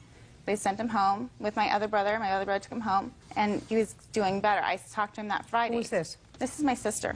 How far did she live from your brother? Approximately 140 miles. Who lives closest? I live right downstairs below him. When was he released from the hospital? He was released the prior week, probably around June 20th. Can I add how he... No. Okay. Now, Miss Allen, what provisions did you make for somebody to check in on your brother every day while you were on vacation? My brother Roger was supposed to check on him, and he actually said he went up there on July... Where does your brother Roger live? He lives in the same apartment building as well. Okay. So your brother Roger was supposed to check on him every day? Right. But clearly did not. He said he went up there, and he thought he heard my brother, like, shuffle, like, make a moaning sound, like, go away type thing on probably, it was June 30th. He went up there, and my brother was just, like, making a noise just to, like, go away. He doesn't want anybody visiting him. So he didn't go any further from that. Wait a minute. Can I add something? Yeah, sure. Her brother did go up there only because he called Gaetano to see what Gaetano was up to for the night, and we asked about Billy. We said, have you checked on your brother today? And he said, I haven't been over there in 2 or 3 days. You know, and we both work full time. And I said, well, get over there and check on him. You live right downstairs from him. So Roger hung up the phone with us, went up to Billy's, tapped on the window, heard him breathing, which he was actually already in the coma, calls us back, says, oh, I heard him breathing, he's fine. So we just assumed, well, we'll go check on him in the morning before work. He goes over there on his way to work the next day, finds Billy laying in his bed in a diabetic coma. Of course, he's breathing really deep, and you can hear that, but that's what he did. Nobody had checked on him. Judge Judy continues in a moment. Your useless brother who went down and checked and said, he sounds like he's breathing, he must be okay, is just that useless. And later today... She just gets really drunk and starts freaking out, screaming. Just tell me what happened to the door. She just fell through the door. She just fell through it. Real cases, real people. Judge Judy. Janice Allen says former friends Allison Cavey and Gaetano Harris owe for the return of her late brother's TV. The couple says they were like family to Janice's brother. Now, it seems to me, Miss Allen, that the defendants were not related to your brother by blood, but took better care of him than his own family. I was with my brother almost every day when I was there. Did you take him to his doctor's appointments? He didn't have any doctor's appointments. We took him to some. She actually called us one time, Your Honor, when Billy wasn't feeling well and said, can you check on Billy? I think he needs to go to the hospital. No, I didn't ask you to You check on him. did. Just a second. I simply... Listen to me. Shh. Listen to me. Did you call them and ask them to empty out his apartment? No, I didn't. They asked for help. Did you call and ask for help? I asked for help for the television. That was it. And they didn't help with anything else. Listen to me, Miss Allen. It sounds to me as if you're making a lot of excuses for people who were very kind to your brother while he was alive. Your useless brother who went down and checked and said, he sounds like he's breathing, he must be okay, is just that useless. You, within a week of your brother being released from the hospital, took your son on vacation to the Caribbean. I called them, Your Honor, because... Just a minute, you called them for what? Because I could not get my brother down the stairs to take him to the hospital. So you called to help? I called for help. Exactly. Good. I'm a single Good. mom. So what are you doing here talking about a television that you have no legal... Hey, you have no legal right to sue for this television. And I would strongly suggest to you that since your brother relied on strangers to take care of him and fill in when his blood family could not, you think twice about bothering courts with this kind of lawsuit. Your lawsuit's dismissed, that's all. Thank you, Your Honor. Parties are excused. You may step out. Thank you. This is my best friend. I was there every day. I'm going to remember the last birthday I spent with him. I went and talked to him and everything, every single day. How he smiled and he had a good time and we sang karaoke. That's what I'm going to remember. Yeah, this is case number 114 on the calendar, the matter of Swank versus Nagy. Parties have been sworn in, Judge. You may be seated. Miss Swank, you have a horse that probably had an accident or had some sort of surgery and only has 3 legs. Tell me how that happened. She broke her leg, and they tried to fix it twice, and they couldn't repair the break. So I had a choice of either putting her down or having the leg removed, and I chose to have the leg removed. How did she break the leg? Just running around in the arena. You have a picture of this horse? Yes, I do. I'd like to see it.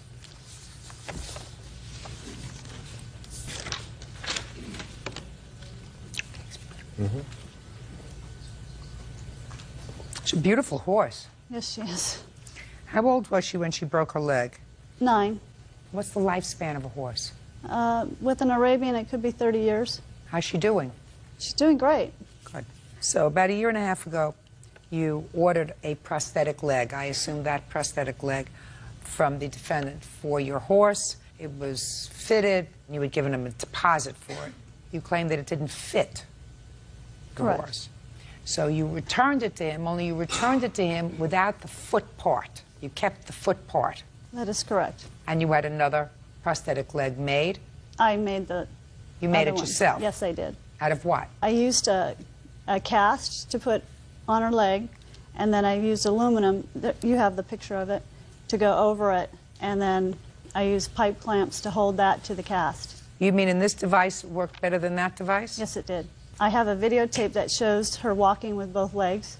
She's actually running with the leg that I made her, and she could barely walk with the leg that he made her. Did you tell him about it? Yes, I did. The problem was the leg didn't fit, and I sent it, the vet sent it back to him to be refitted, and when they sent it back to him to be refitted, he sent it back to the vet and then told the vet not to release it to me till I paid the remainder. We had an agreement that I had 30 days to pay the remainder. Also, we had an agreement that he was going to send me a contract stating that he would refit that leg for the remainder of the horse's life. Only thing he sent Why did you keep the foot? I used the foot to put on the bottom of the leg that I made. And you can't do that.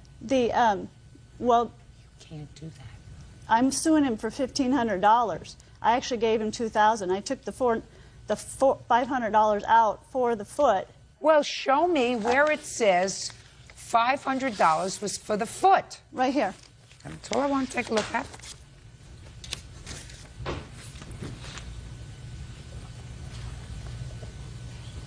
Mr. Nagy, did she ever sign this contract? I see that here there is an informed consent for use of a prosthetic device. And her copy, although originally signed, she crossed it out, December of 2001. Did she ever sign this document and send it back to you? No, Your Honor. Do you have any sort of contract with her at all? Judge, this was a verbal contract through the hospital, through the surgeon that I was working with at the time. The contract, we have the price for the prosthetic leg. There was to be a $2,000 deposit to build the leg, which is standard in the industry. We ship the leg down for an initial fitting. It's quite common for a prosthetic to take several fittings for a human or a horse. Right. The leg was sent back for adjustment, and in 48 hours that it took us to make the adjustment, Ms. Swank removed her horse from the hospital and never left anything but a post office box for a forwarding address. Why did you do that? I didn't know they were going to take the leg off, and they made me drive home and get my temporary leg and bring it back so that I could take the horse home. Well, the horse had gone home. She was ready to go home the day after she had her amputation. Why didn't you allow this refitted leg to be refitted and pay him the balance? Well, for one thing, the vet wouldn't let me have the leg or refit the leg. He wouldn't even try it on until I paid the balance. Mr. Nagy gave me 30 days to pay the balance. That doesn't say that here. No, that was our verbal, and that's what I was waiting for. I wanted him to send me a contract. Did you have a verbal agreement that she didn't have to pay for the leg? I believe I did say that I would give her 30 days to pay the balance. The problem arose when Ms. Swank removed the horse from the hospital owing a balance for veterinary services. My veterinary bills were paid, Your Honor. I paid $20,000 in vet bills, and they were paid. And you say that she had not paid the vet? No, she hasn't. I have a statement from the veterinarian right here. It's actually just a spreadsheet, but it... Well, let me take a look at it. It's very easy to call the vet. I have to. The balance at the bottom is 00. It was written off. It was a write-off of $997. Right. I believe that part of the $997 includes $500 for the prosthetic foot. So that was not paid? Yes, Your Honor. Okay. Ms. Swank, you owed the vet money. You took your horse out owing the vet money. You have to pay the money. You did not. In any event, you can't get your money back. You made the leg. You took your horse out of the hospital. I mean, what are you supposed to do with this leg? The horse was released. You took the horse, it's not released, you took the horse out. What you do is then you get in touch with this gentleman and you say, I want to make arrangements with you to have this leg fitted. And if it didn't fit the first time, it didn't fit the second time, there may come a time when I'm going to send this back and I'm not going to either pay you the rest or I'm going to sue you for it. But you ordered the leg, it was sent back for a refitting. It is not unreasonable that it comes back to you, because that's what happened. It came back to have a refitting.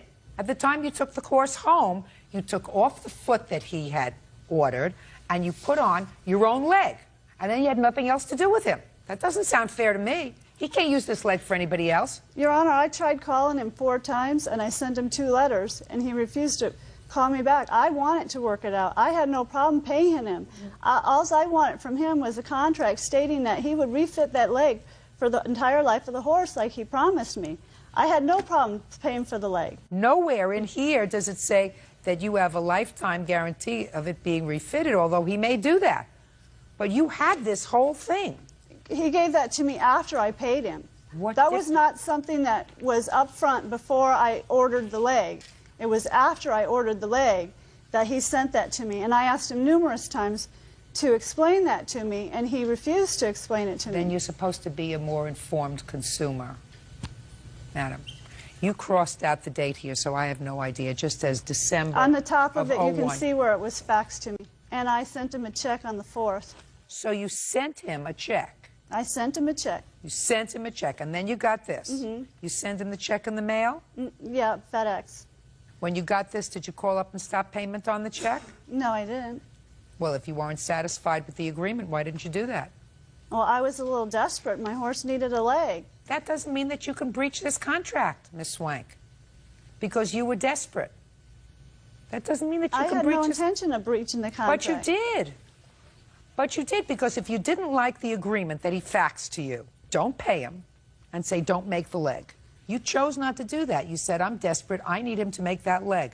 So whether I like this agreement or not, because he sent it to you to sign, which you didn't do, and he went ahead and made the leg anyway. Is that right? That's correct, Your Honor. And then you stiffed him.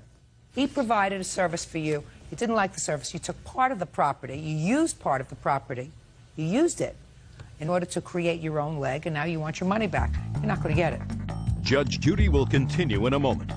And later today, your son or daughter-in-law racked up $1,100 sex phone bill. Yes. I wasn't even aware that it was that expensive or anything like that. Mr. Morgan.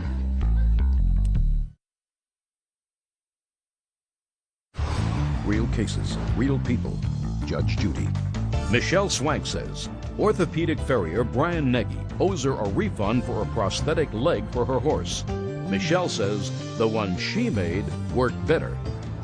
Now, Mr. Nagy, my question to you, sir, is I understand that you have a counterclaim for the balance due on this leg. Yes, Your Honor. But for the fact that Ms. Swank had sued you for a return of her money, would you have counterclaimed? I turned it over to collection agency, which is more my standard operating procedures.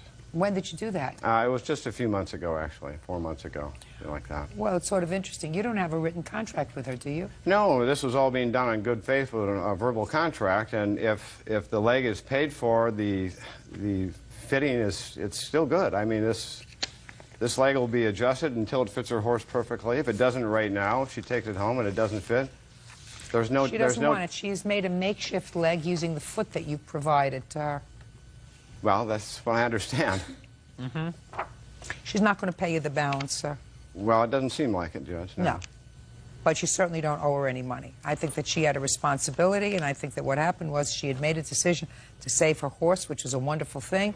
She was, in the moment, she was stressed, and she needed it.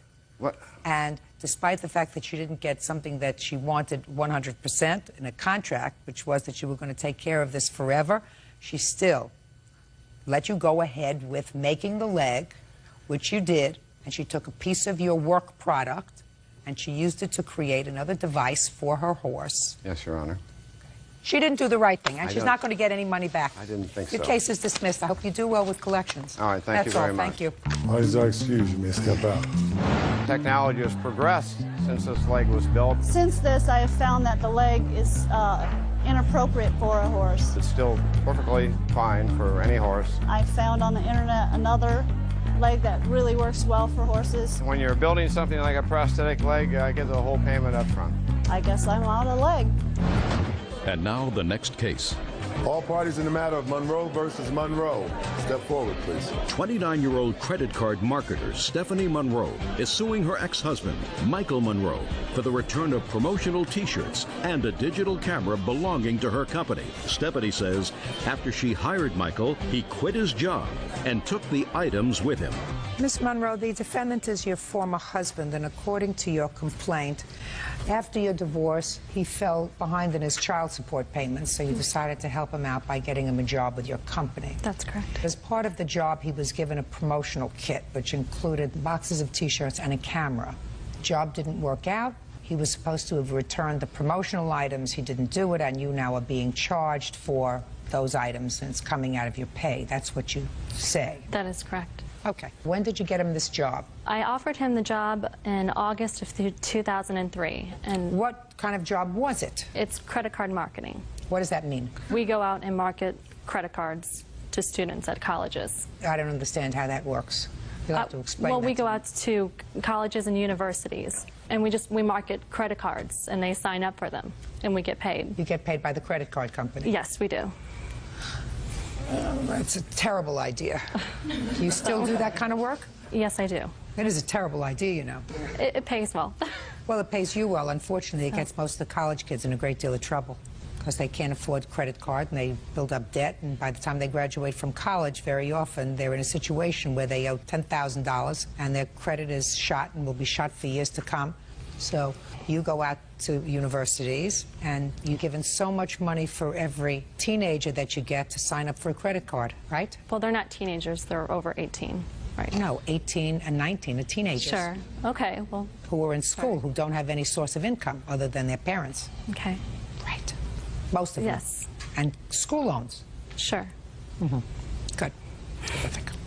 But that's not why we're here. We're here because as part of the whole thing, you give them T-shirts. What do the T-shirts say? They just have different ones.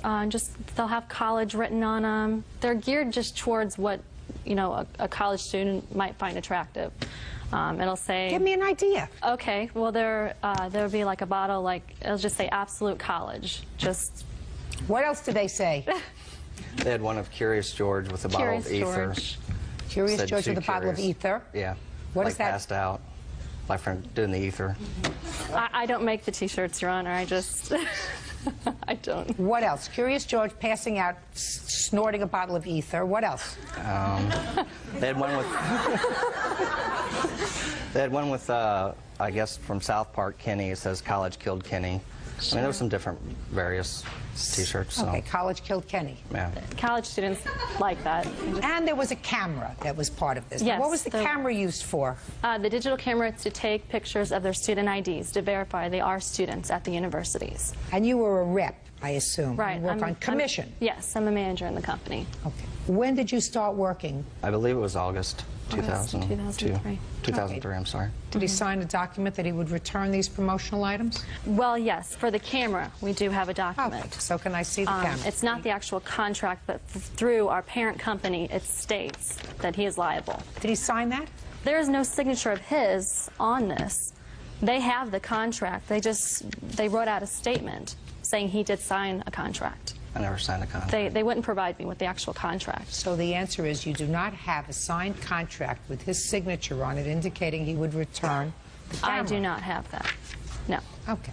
Let's not deal with the T-shirts because even according to you, the contract, if you had it, would not talk about the T-shirts. That's correct. It was pretty much a verbal contract. Pretty much a verbal contract isn't the contract, Ms. Monroe. So let's deal with the camera. Okay. Because Mr. Monroe says his excuse when he left the company, you left the company, I don't know why and I don't care, quite frankly. You say that the camera was stolen, so you acknowledge that you were supposed to have returned the camera. Yes, I do. So this is an easy case because I like to keep things easy. Now, what is the cost of the camera? The cost of the total camera was $485. You have a receipt for it? Bill for it? Something? I have this, Your Honor. It states how much it was. And that's from the company that came directly from. That's our parent company. It basically... Well, this doesn't say anything. This says that the agreement states that Michael will be charged for the full amount of $485 if he fails to return the camera. You don't have the agreement. So this is hearsay. Take it back. What kind of camera was it, Mr. Monroe? I don't recall the brand name. I think it was like Sony or something. It was a digital camera that took photographs of these ID cards. Yes. Okay, so it might have been a good camera. Is that right? It was used, but yeah. All right. Now, tell me why you didn't return the camera when you left the company, because you acknowledge that you were supposed to have returned the camera, sir. Right. I mean, she lives quite a distance from me, and basically I just never got the chance to return the camera, and it was stolen before I got the chance to return it. Stolen from where? From my home. Did you report it to the police? Can I see the police report? No, I did not. Full of baloney. No. And it's a very stupid thing to have said, because if something is stolen from your home, you mean somebody came into your home and stole just the digital camera? Your Honor, I live with my brother and Listen with one to of me. his friends. Someone came into your home and stole just the digital camera? Only that piece? No, actually, they stole a couple other items, but it's my brother's house, and he refused to press charges because he knew who the person was. That doesn't mean that you can't press charges, sir. True. So I don't believe you. That's fine. Good. So then you are responsible for the camera. You didn't take good enough care of it. You didn't put it in a safe enough place. If it was in fact stolen, which I don't believe, but either way, you're responsible for it. Anything else you want to tell me? Just basically, he was explained that he would be responsible for all the premiums that were fronted to him, plus the camera. Who explained it to him? Myself and also my fiancé, Jeremy. I did as well, Your Honor. Okay. And he helped explain the business to him, because he's my manager. What'd you do with all the T-shirts? How many T-shirts did you have? I don't know how many were actually left over. When I moved back to St. Louis, I left the T-shirts at my old apartment. Basically, I'd received a letter from the parent company stating that the shirts could not be used shortly after I started using them, about 3 weeks after I started using them. They said that they weren't actually approved to be used. So here I was stuck, you know, they expected me to pay for shirts that I couldn't use. Why couldn't you use the shirts? Because the credit card companies decided that they were putting up their own products, and we were no longer allowed to provide our own products for it. Okay, so you weren't allowed to provide T-shirts, these kinds of T-shirts. What'd you tell him to do with the T-shirts? Actually, I said to Mike if he couldn't use them, just ship them back, and he failed to do that. What did you tell him? Because your eyes... Listen to me. Sorry. What's your last name? King. Mr. King, your eyes faded over here when you told me that you told him to just ship them back. Your eyes sort of went like this. You told him to ship them back to whom? To us. Your eyes moving? They're moving around again. I'm sorry. I told him to ship them back to us. Just go back. And did you tell him who was going to pay for that? He would have to pay for that. Why? Because it's just how our company works. Is when we request something to be shipped to us, we're liable for that once we receive it. Okay. So these were unauthorized T-shirts, is that right? Correct, yeah. And you're her boss? Yes. Yeah. And you're an independent contractor? Correct. So how are the T-shirts, I'm just curious, how are the cost of the T-shirts being deducted from your salary? Who's deducting them, him? Actually, the owner of our company. Who's the owner? His name is Mr. Baloney. I don't want to hear any of this. First of all, the whole business smells. I don't like when you try to put young people in a situation where their futures are placed at risk because of ensuring that they're going to graduate from college with lousy credit. I understand, but I mean, I'm not asking them to use it and spend lots of money on their card, though. What you're doing is you're going out and soliciting something. And you're dealing with young, impressionable, stupid kids who are in college, away from home for the first time, and if their parents wanted them to have a credit card, they would have given them a credit card. And if they don't have a credit card, there's a very good reason for it. And they're 18 years old, and they hardly have enough sense to get up in the morning. Many of them don't get up in the morning, but now they have a credit card where they're building up debt, and they have no way of paying it off. Now, having said that, you have to pay her $200 for the camera. I don't know if it was worth $435. I doubt whether it was a new camera that you got, probably a used one from somebody else. But you acknowledge the fact that you were supposed to have returned the camera. I don't believe the fact that it was stolen. I think you're probably still using it, and you're just annoyed at this whole lawsuit. I don't know what you were supposed to do with the T-shirts. There was also sunglasses. I'm sorry. The T-shirts were not provided by the parent company. They were provided by the two of you, so I don't believe that from your salary is being deducted the cost of the T-shirts. Don't believe it. But he was hired by my company, not our parent company. What company? You have your own company? No, I'm sorry. My boss's company. Good. It's not my company. Get it together. Judgment for the plaintiff in the amount of $200. Goodbye. Parties are excused. You may step out. That's case number 176 on the calendar in the matter of Gifford versus Ward. Parties have been sworn in. You may be seated. Folks, have a seat, please. Mr. Gifford, the defendant is your daughter. Correct. And it is your claim that you made a loan to her. The loan was to pay off certain fines that she had, criminal fines, driving while under the influence of alcohol. Correct, yes. And she hasn't paid you back. No, she has not. Your daughter says that you volunteered to pay these fines for her, that at the time you paid the fines, you knew she was unable to pay you back, and there was never any agreement to reimburse you for the money that you spent for the fines. And that the real reason that you are here is because of a complaint that she filed against you with Child Protective Services, which resulted in you no longer having visitation with her child. Correct. Who is this? My ex-wife. We're together still. This is your wife, your ex-wife? Ex-wife, we're still together, Your Honor. Still together? Yes. Just my own curiosity. Why are you still together if it's your ex-wife? Oh, her father passed away, and then I was one of the pallbearers, and at that point in time, we... sort of got back together again? Yes, ma'am. How long have you been married? We were married for 7 years. And how long have you been divorced? A little over 2, and we've been back together now for another year. Okay. Good. Who is this? This is my boyfriend, Henry. Is Henry the father of your child? No, he is not. Before we get into this, tell me about your child. You have one child, a boy? Yes. How old is he? 7. Who does he live with? With his father. How long has he lived with his father? He's lived with his father since October. His father had full custody? It's joint custody. He lives with his father? Well, yeah, he has full custody of him. But he has full custody of him? Yes. Do you visit with him? Yes. Supervised or unsupervised? Unsupervised. When were you given unsupervised visitation? The last court appearance in June. Prior to June, you had supervised visits? Correct. And who supervised the visits? My father was supervising the visits. So that your son had visitation with his grandfather and you were permitted to see him at your father's house? Yes. Is your problem alcohol, drug addiction, a combination thereof, individual? What's the problem? Yes, it was a combination of both. And how long has your son been living full-time with his father? Since October. Prior to that, were you living together with his father? No. We weren't together since I was pregnant. 7 years now we haven't been together. Prior to October, you had full custody of him? Yes. Was he ever in foster care? No. Was he ever removed from your home? No. Did your father ever have custody of him? No. Okay. All right, Mr. Gifford, tell me about this loan. Okay, this loan was regarding a DUI that she had back in 2000. She had a passenger in the car. She was under the influence of narcotics and alcohol. She hit a tree. CHP was dispatched. She went to jail. She called me up, and I said, best thing for her to do is stay in jail. She'll be arraigned, because I feel that due punishment should be served. Then at that long period of time, she was still involved with methamphetamines. Children were in and out of homes. We were paying Which children? That's just... Both Michael and Brittany. I thought there was only one. No. Where is your daughter? With me. How old is Brittany? 4. And she's always been with you? I just got her back recently. From where? From her grandma, my ex-mother-in-law. How long had she had custody? She doesn't have custody. 9 months. How long had she had custody? She lived there since October, too. Through CPS. No, it was voluntarily. Okay. So there were these fines dating back to 2002. Correct. Go ahead. When she was going through detox and outreach program.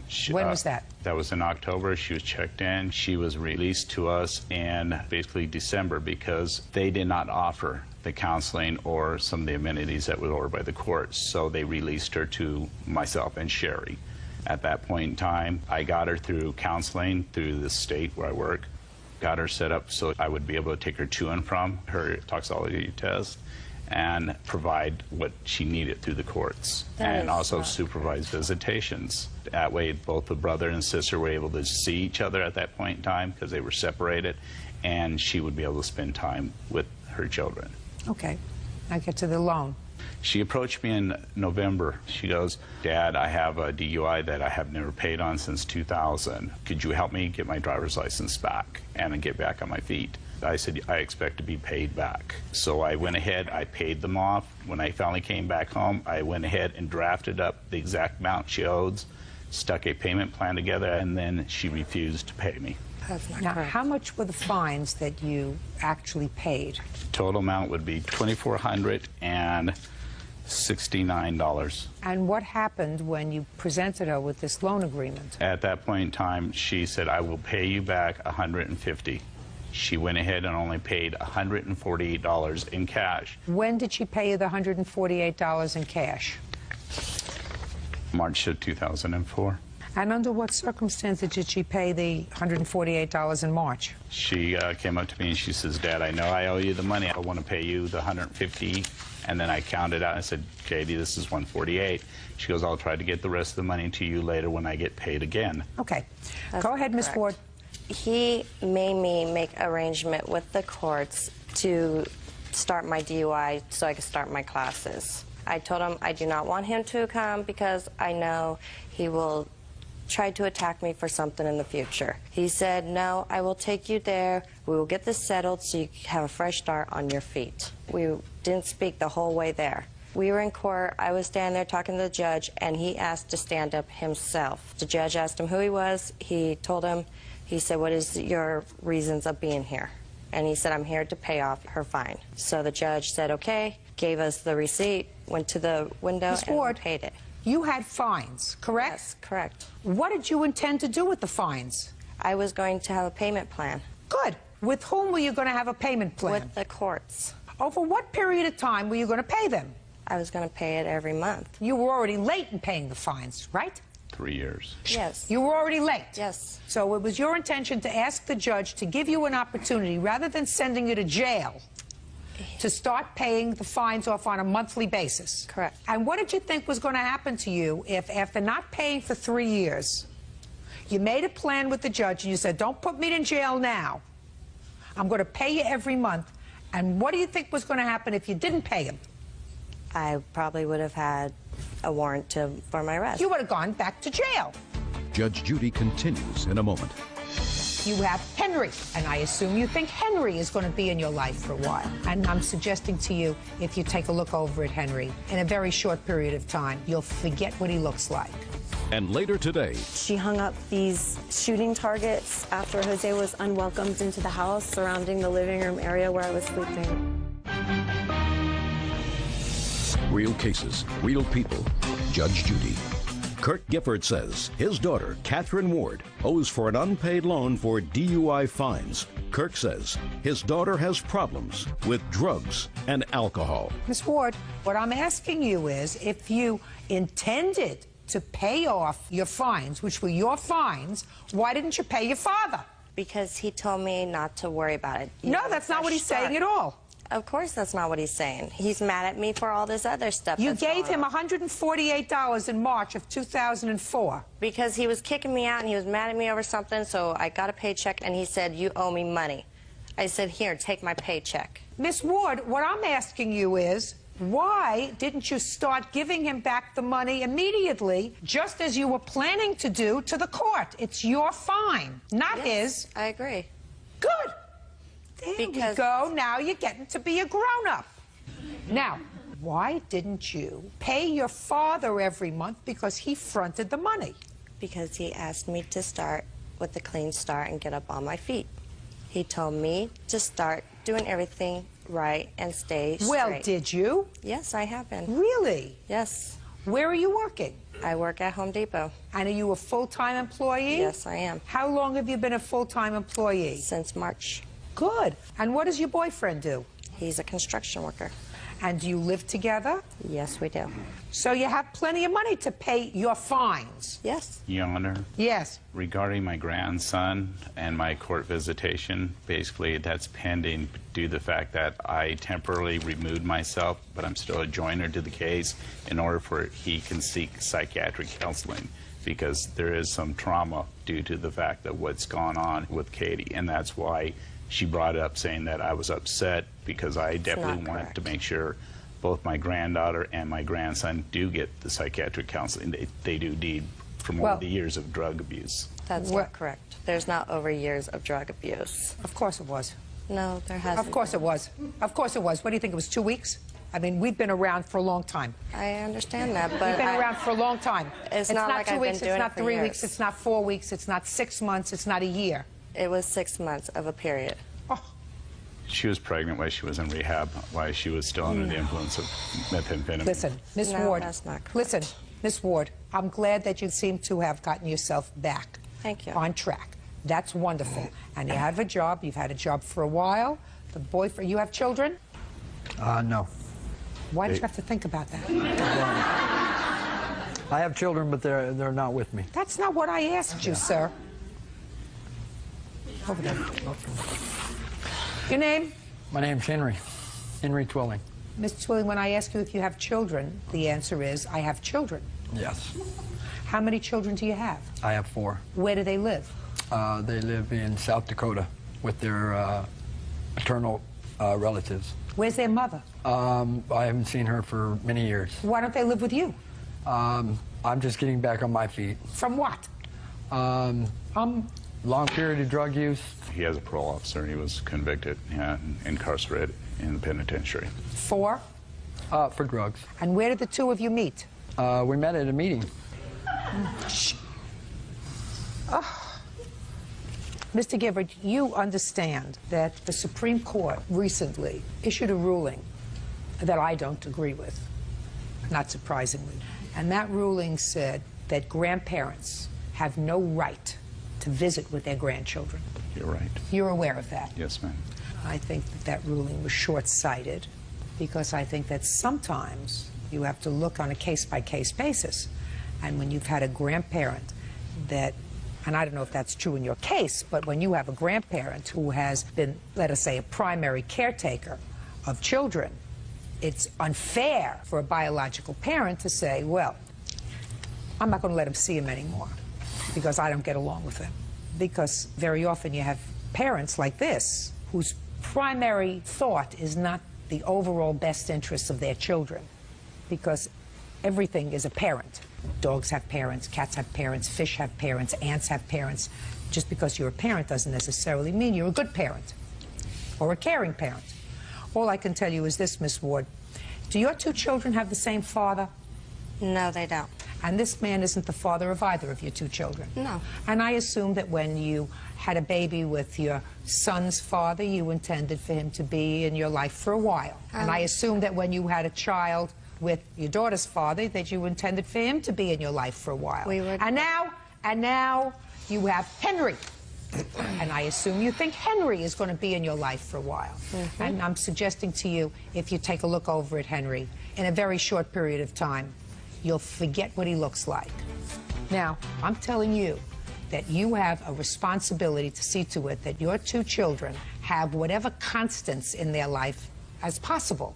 And if one of those constants in their lives have been their grandfather, you're not supposed to allow immature judgments to impede that and to impair that if it's not in your children's best interest. Do I make myself clear? Good. Judgment for the plaintiff in the amount of $2,321. Thank you.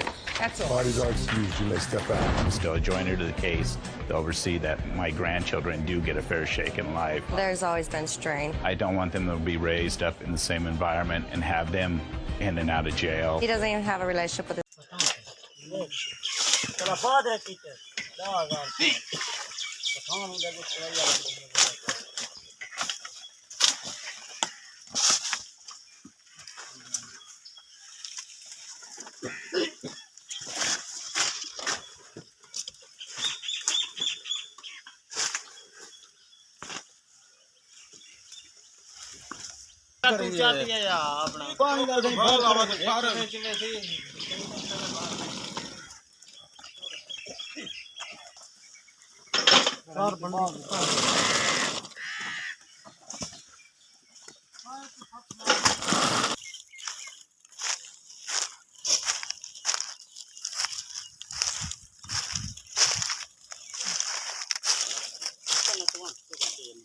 Este, não me entendo,